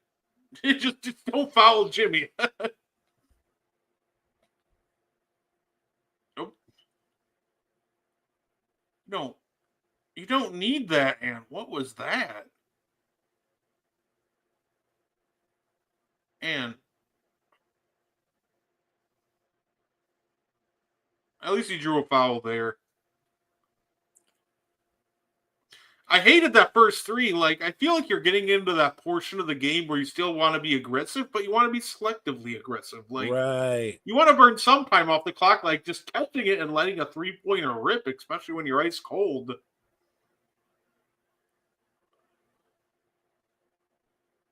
Oh, yep, Kerr's going to check. Honestly, Kerr, fair enough. Like, I think this is actually a fine challenge by Kerr, because, I mean, at this point, like, if this doesn't go your way, that's probably just it. Right. He has nothing to lose.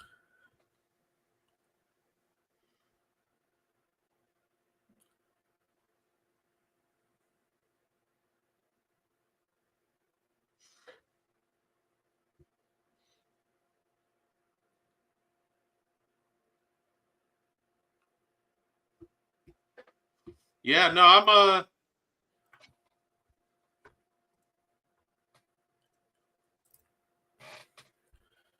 Hey, we're just excited. It's postseason play. I'm ready for the games tomorrow night. That'll take me into the weekend for Backlash. I'm ready. Me too. I am so hyped. And right before Backlash, I'm gonna get Knicks Celtics game 3.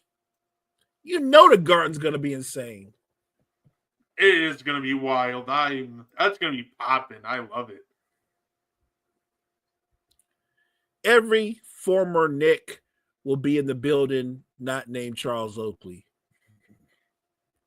Oh, I mean, he might be in if Dolan will let him in.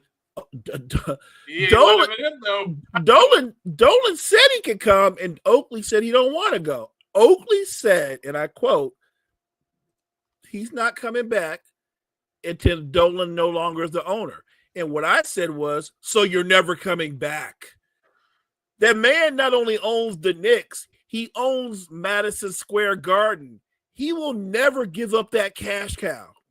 No, and absolutely, and I wouldn't either, honestly. And that's fair enough. Right. So if that's Oakley's stand, then Oakley will never go to a Knick game in person again. Yeah, absolutely. Oh, this is super cool.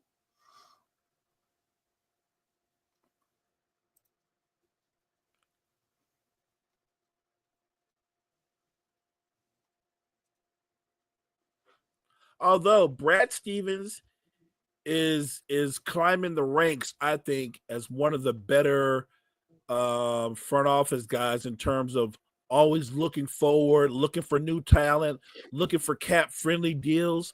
Yeah, Drew Holiday might be the obvious choice, but I don't think he's going to be done adding to the roster, trying to improve the roster. And I don't think he's afraid to pull the trigger on a bigger move if he thinks it makes them better in the long term. No, And before somebody says anything, I'm not talking crazy. Like, no, they're not going to trade Jason Tatum. I'm not suggesting that at all. we'll get GTA 6 before Oakley goes to another Knicks game. Right. Cal knows, right. Oak's never going back. It's over. Let me guess. I'm guessing that didn't get overturned.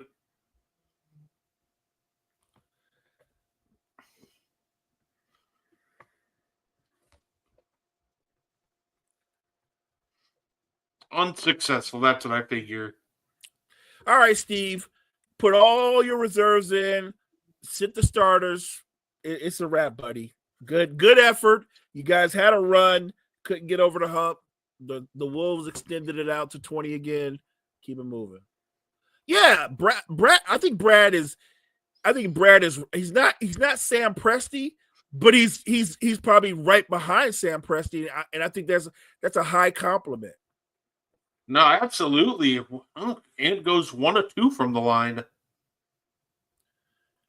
Yeah, it's funny because I thought Brad Stevens, I thought he was a terrific basketball coach in college. He was a terrific coach when he was with the Celtics, but I think he's even better in the front office. Yeah, I think game 3, I'm going to need Jimmy to look at the rim more. Like he's just catching it and immediately looking to pass. Yeah. Not even looking at and again, with Jimmy Butler, I don't know what percentage health he is. 85%, 90%. You know it's not 100. Yeah, and that was big. If the game wasn't over before, man, that kind of just felt like the death blow.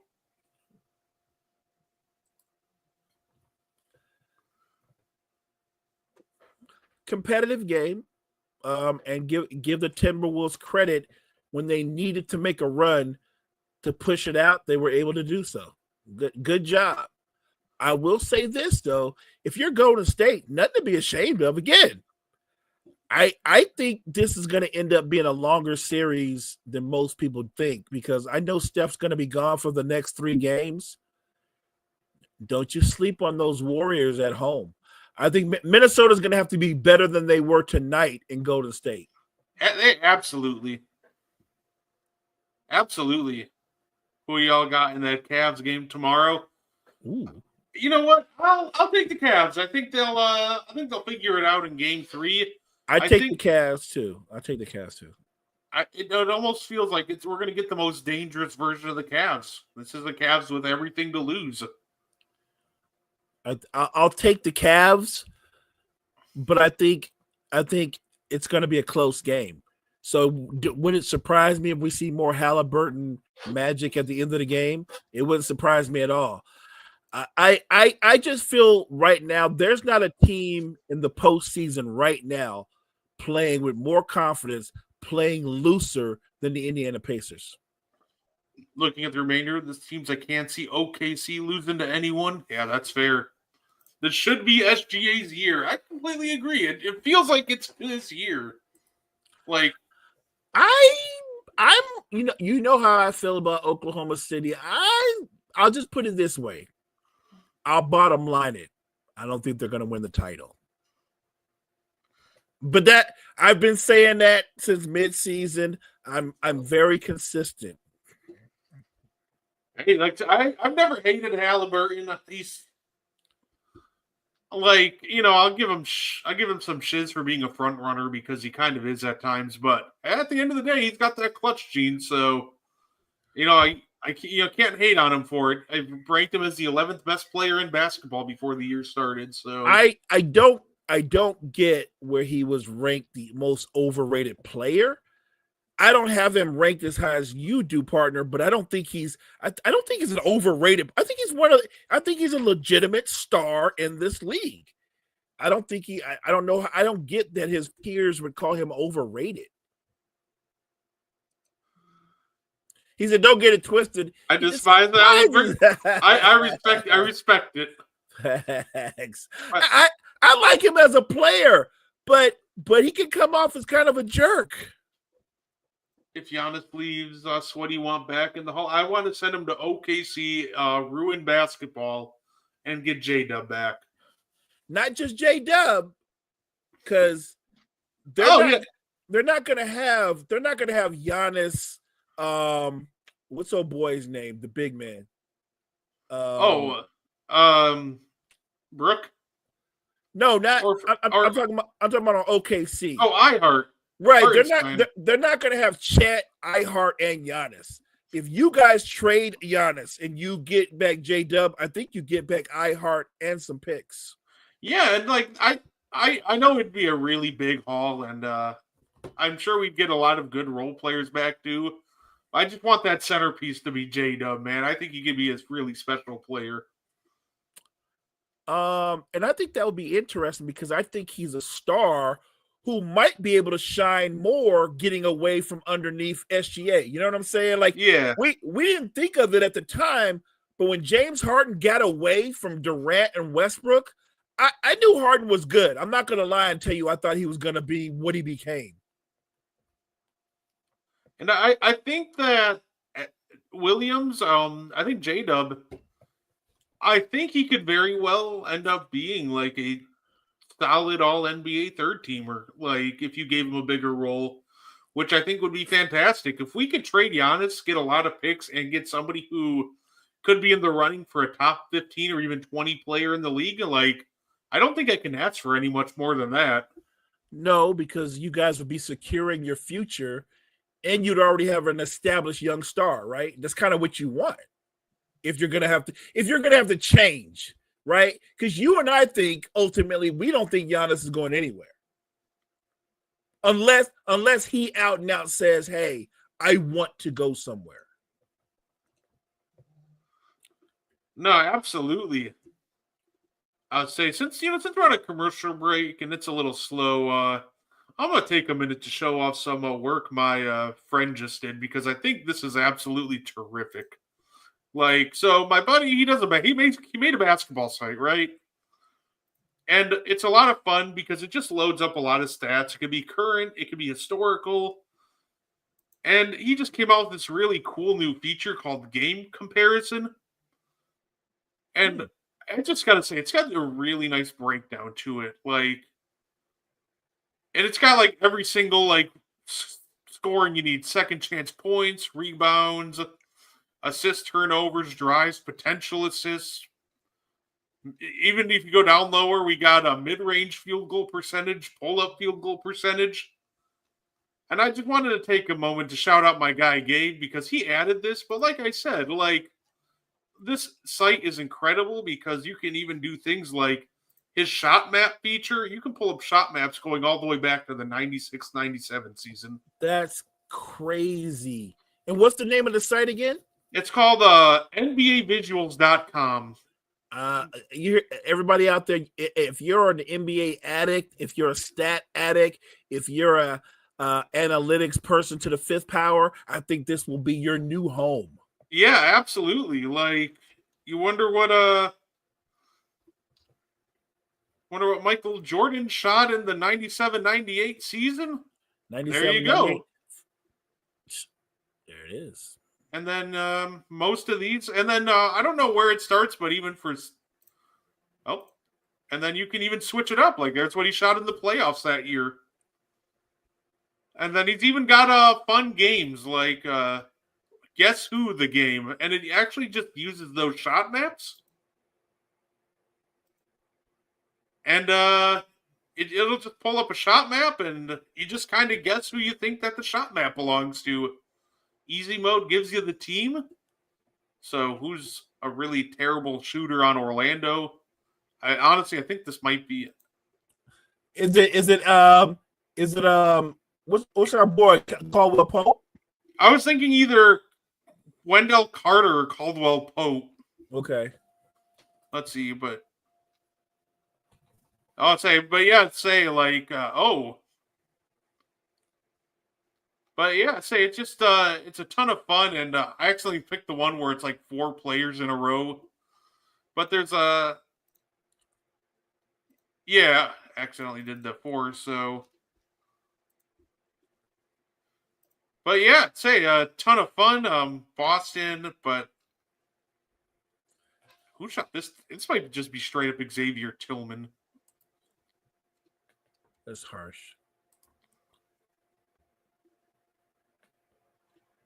Missoula is giving you 18 D'Antoni vibes. Ouch. Oh, but no, I was wrong. I threw in Cornette, but that was actually for Jordan Walsh. So it's a perfect blend of challenging. Let's say it's a perfect blend of just like, challenging, but it's still a lot of fun. So, yeah. Give us that site number or name one more time, Brett. NBAvisuals.com. He named it's kind of just under the name Court Sketch, but you got to type in NBAvisuals.com to get there. And it's got everything that you could ever want. So, yeah, like I said, I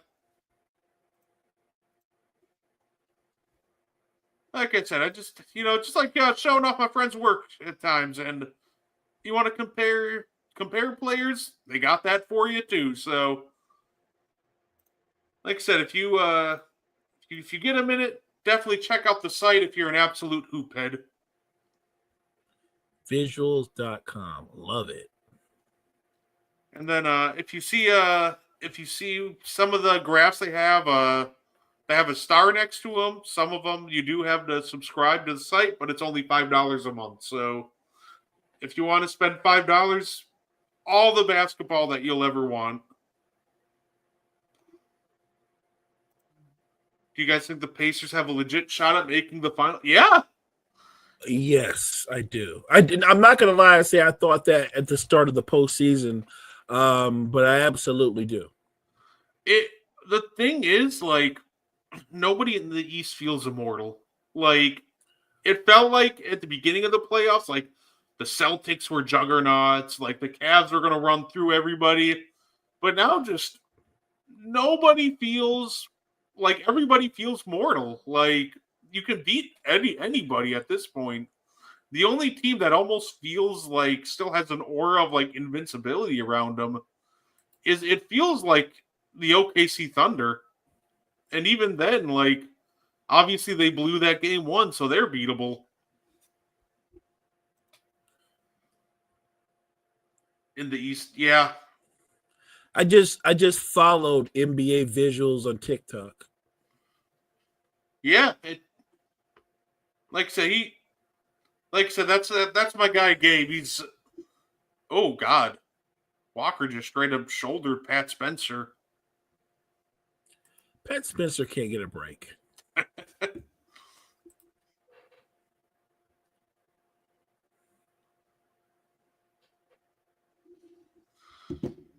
The Shavers, Hallie, finals. Listen, you know what my dream finals would have been, Mo? And it's obviously way too late for that because one of the teams have been eliminated. Hear me out, Mo. And just because everybody says, everybody tells me that they miss old school basketball, Mo. They miss those old school grinded out games. I would want to put them to the test. Give me Timberwolves Magic in the finals. And let's see how they love it when, like, the first game is like a 70-69 final score. Oh God! Because neither team can score at all. That would be a brutal that would be Adam Silver's worst nightmare. Something that is visually brutal to watch. Like, Yeah, Shea versus Hal, that would be kind of fun watching OKC and Indiana run back up and down the court. That would actually be a lot of fun.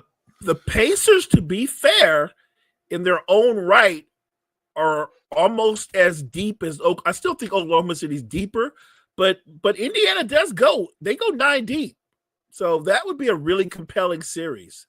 If you want to say I give OKC an edge, I give them an edge, but not like where I think they're going to dominate.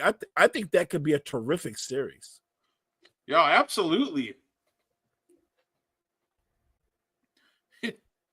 But yeah, no, that's my only logic for wanting that finals like right off the jump. I'm like, everybody tells me they want an old school game. Well, when Paulo, Julius Randle, and Ant are just trading contested mid rangers, I'll see how much you really love the old school vibe.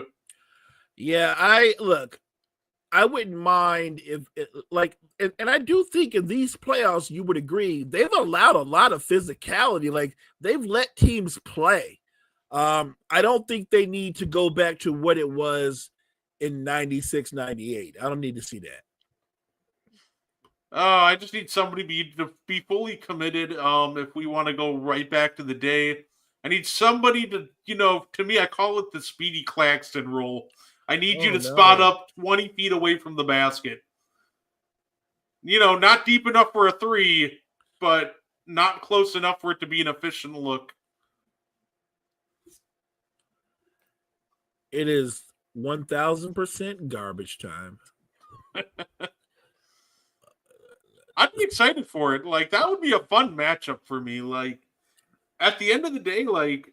You think that would be... I mean, I don't disagree that it would be a very competitive series that might go 7 games. So on intensity and competitiveness, it would be terrific. What I'm saying is, visually, would it be terrific? It's tough to say. Like, I get it. A lot of people go like, man, I want the league to go back to when the Knicks and it was throwing, when the Knicks were just throwing everybody all over the place. And I don't think you really want to see that. I think you want to see that. But if you actually see that, I don't want an NBA Finals where there's multiple games that are played in the high 70s. I don't want to see that. And that's what I always tell people. They'll be like, well, I miss the old days. Like, no, you think you miss the old days. Right, correct. Like, do you really want post-centric play where everybody's spotting up for a deep two? Like, say fun matchup, viewership low. Do you think the Rockets should pay Van Fleet? I'd consider extending Van Fleet for the right price. But I definitely wouldn't take that option that he has on June 29th. Right. Look, extend him, sure, if it's a deal that benefits both parties. I want to just remind everybody, though, Van Fleet's not a kid. I believe Fred Van Vliet's got to be at least, 32, 33? So,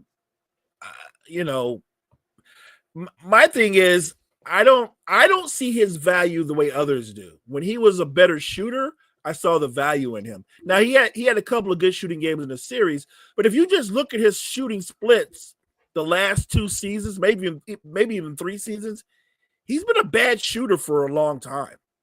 And so I don't see the benefit of having him. At least not paying him and having him as a starter. Now, if I could have him in a different role coming off the bench, that's great. Yeah, and that my thing with Van Fleet, well, more so, it's always with him, like, it's normally the timing of his shots that's always the funniest thing to me. Like, the timing, because that man, I've never seen somebody take so many heat checks when they're like 1-6 from the field. Like, that man's just pulling that 30-footer. And the problem with that is, like, he'll do it too often, too, when the offense is just cold. Like, okay, we need a bucket, and then Van Fleet will just pull up from 28 feet. Like, right. I just think that if you can keep him and move him to a role where he's not always on the ball, that would be great, because I think he just takes quite a few just unwise plays when he's on the ball. And look, maybe his career could go like another Toronto Raptors point guard. when Lowry got older, he played more off the ball. He became more of a catch and shoot guy. I think Van Fleet would be terrific that way.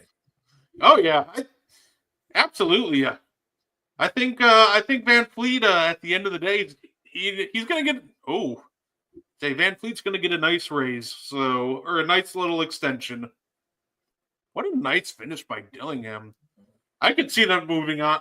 I could see them moving on from Conley next year, but I think Rob will need to put on a little more muscle. Yeah, Rob looks like a high school kid still. Yeah.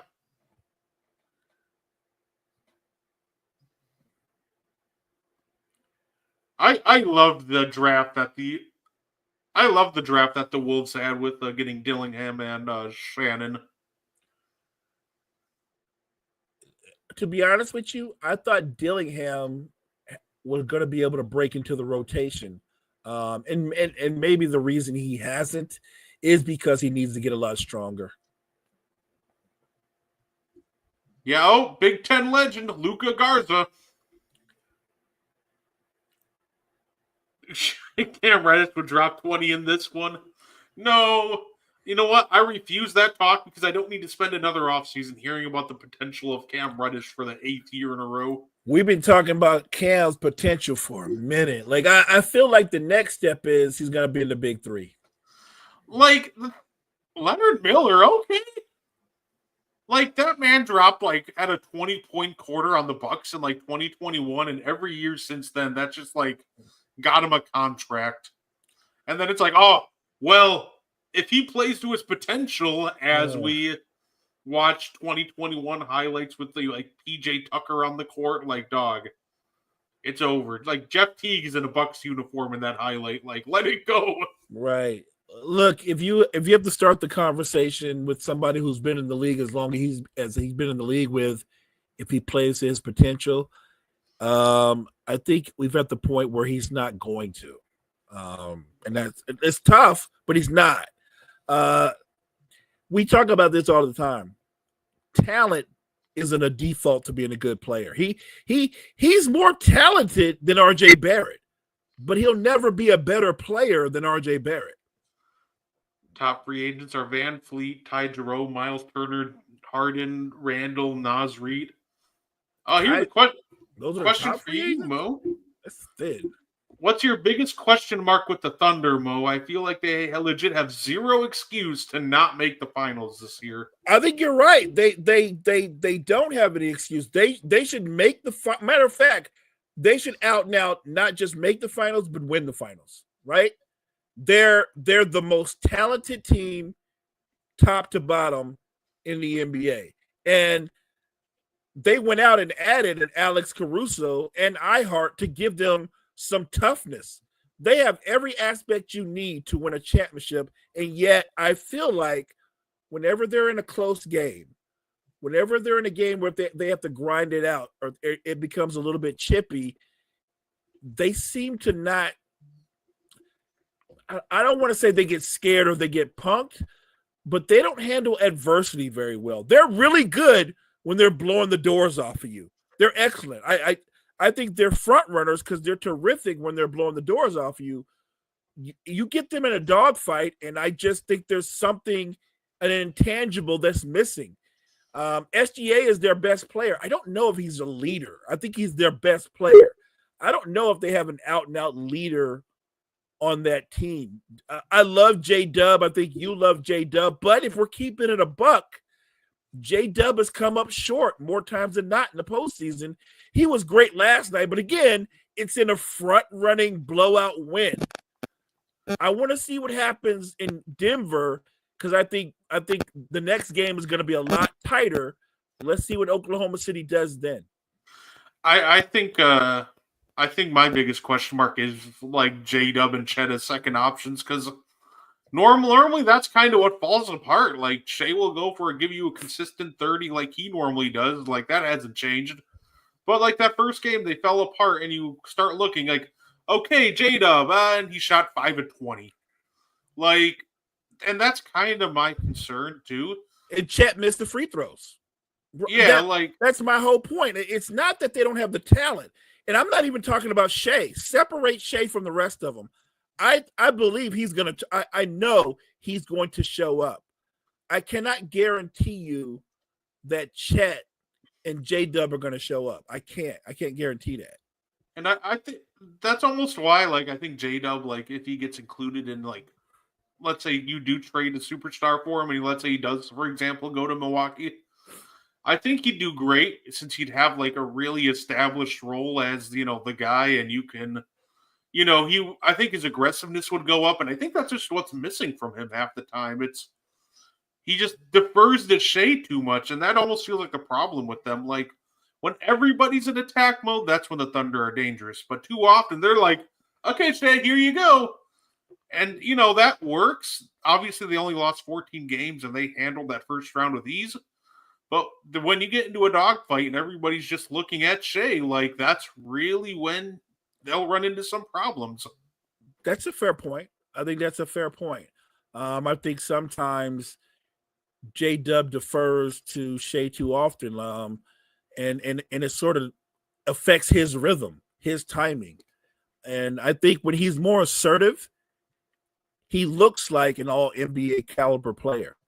And so I do agree, should he ever leave the Thunder in a trade where he becomes the other team's primary, I don't think he's going to disappoint anybody. Say no, absolutely. But, you know, that's all for us today. That was a lot of fun. Mo, anything you want to add before we get up on out of here?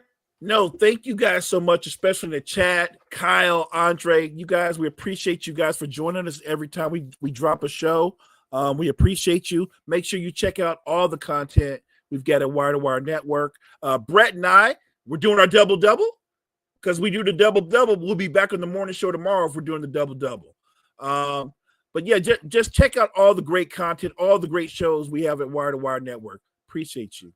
John Suggs, I'm going on record and say Knicks lose if Spike Lee shows up. So find Spike Lee and lock him in the basement. That's bad news because I bet the farm Spike Lee's going to show up. Absolutely. Yeah, you can check us out tomorrow. We'll talk some NBA, NFL. You know, Cowboys made a trade for George Pickens. We'll definitely talk about if that changes anything. Right. Spoiler alert, the answer is no. No. You know, we'll talk about some wrestling, show some support for the last real champion. In the meantime, thanks again, everybody, for tuning in, and I hope you guys enjoy the rest of your night. Thank you for tuning in to the And One podcast. If you like our content, you can find more on the Wire to Wire Podcast Network on YouTube, Facebook, and Spotify. Want more And One? Find it on Wire to Wire. Like and share our Facebook page and join the And One Discord. Grab the link to join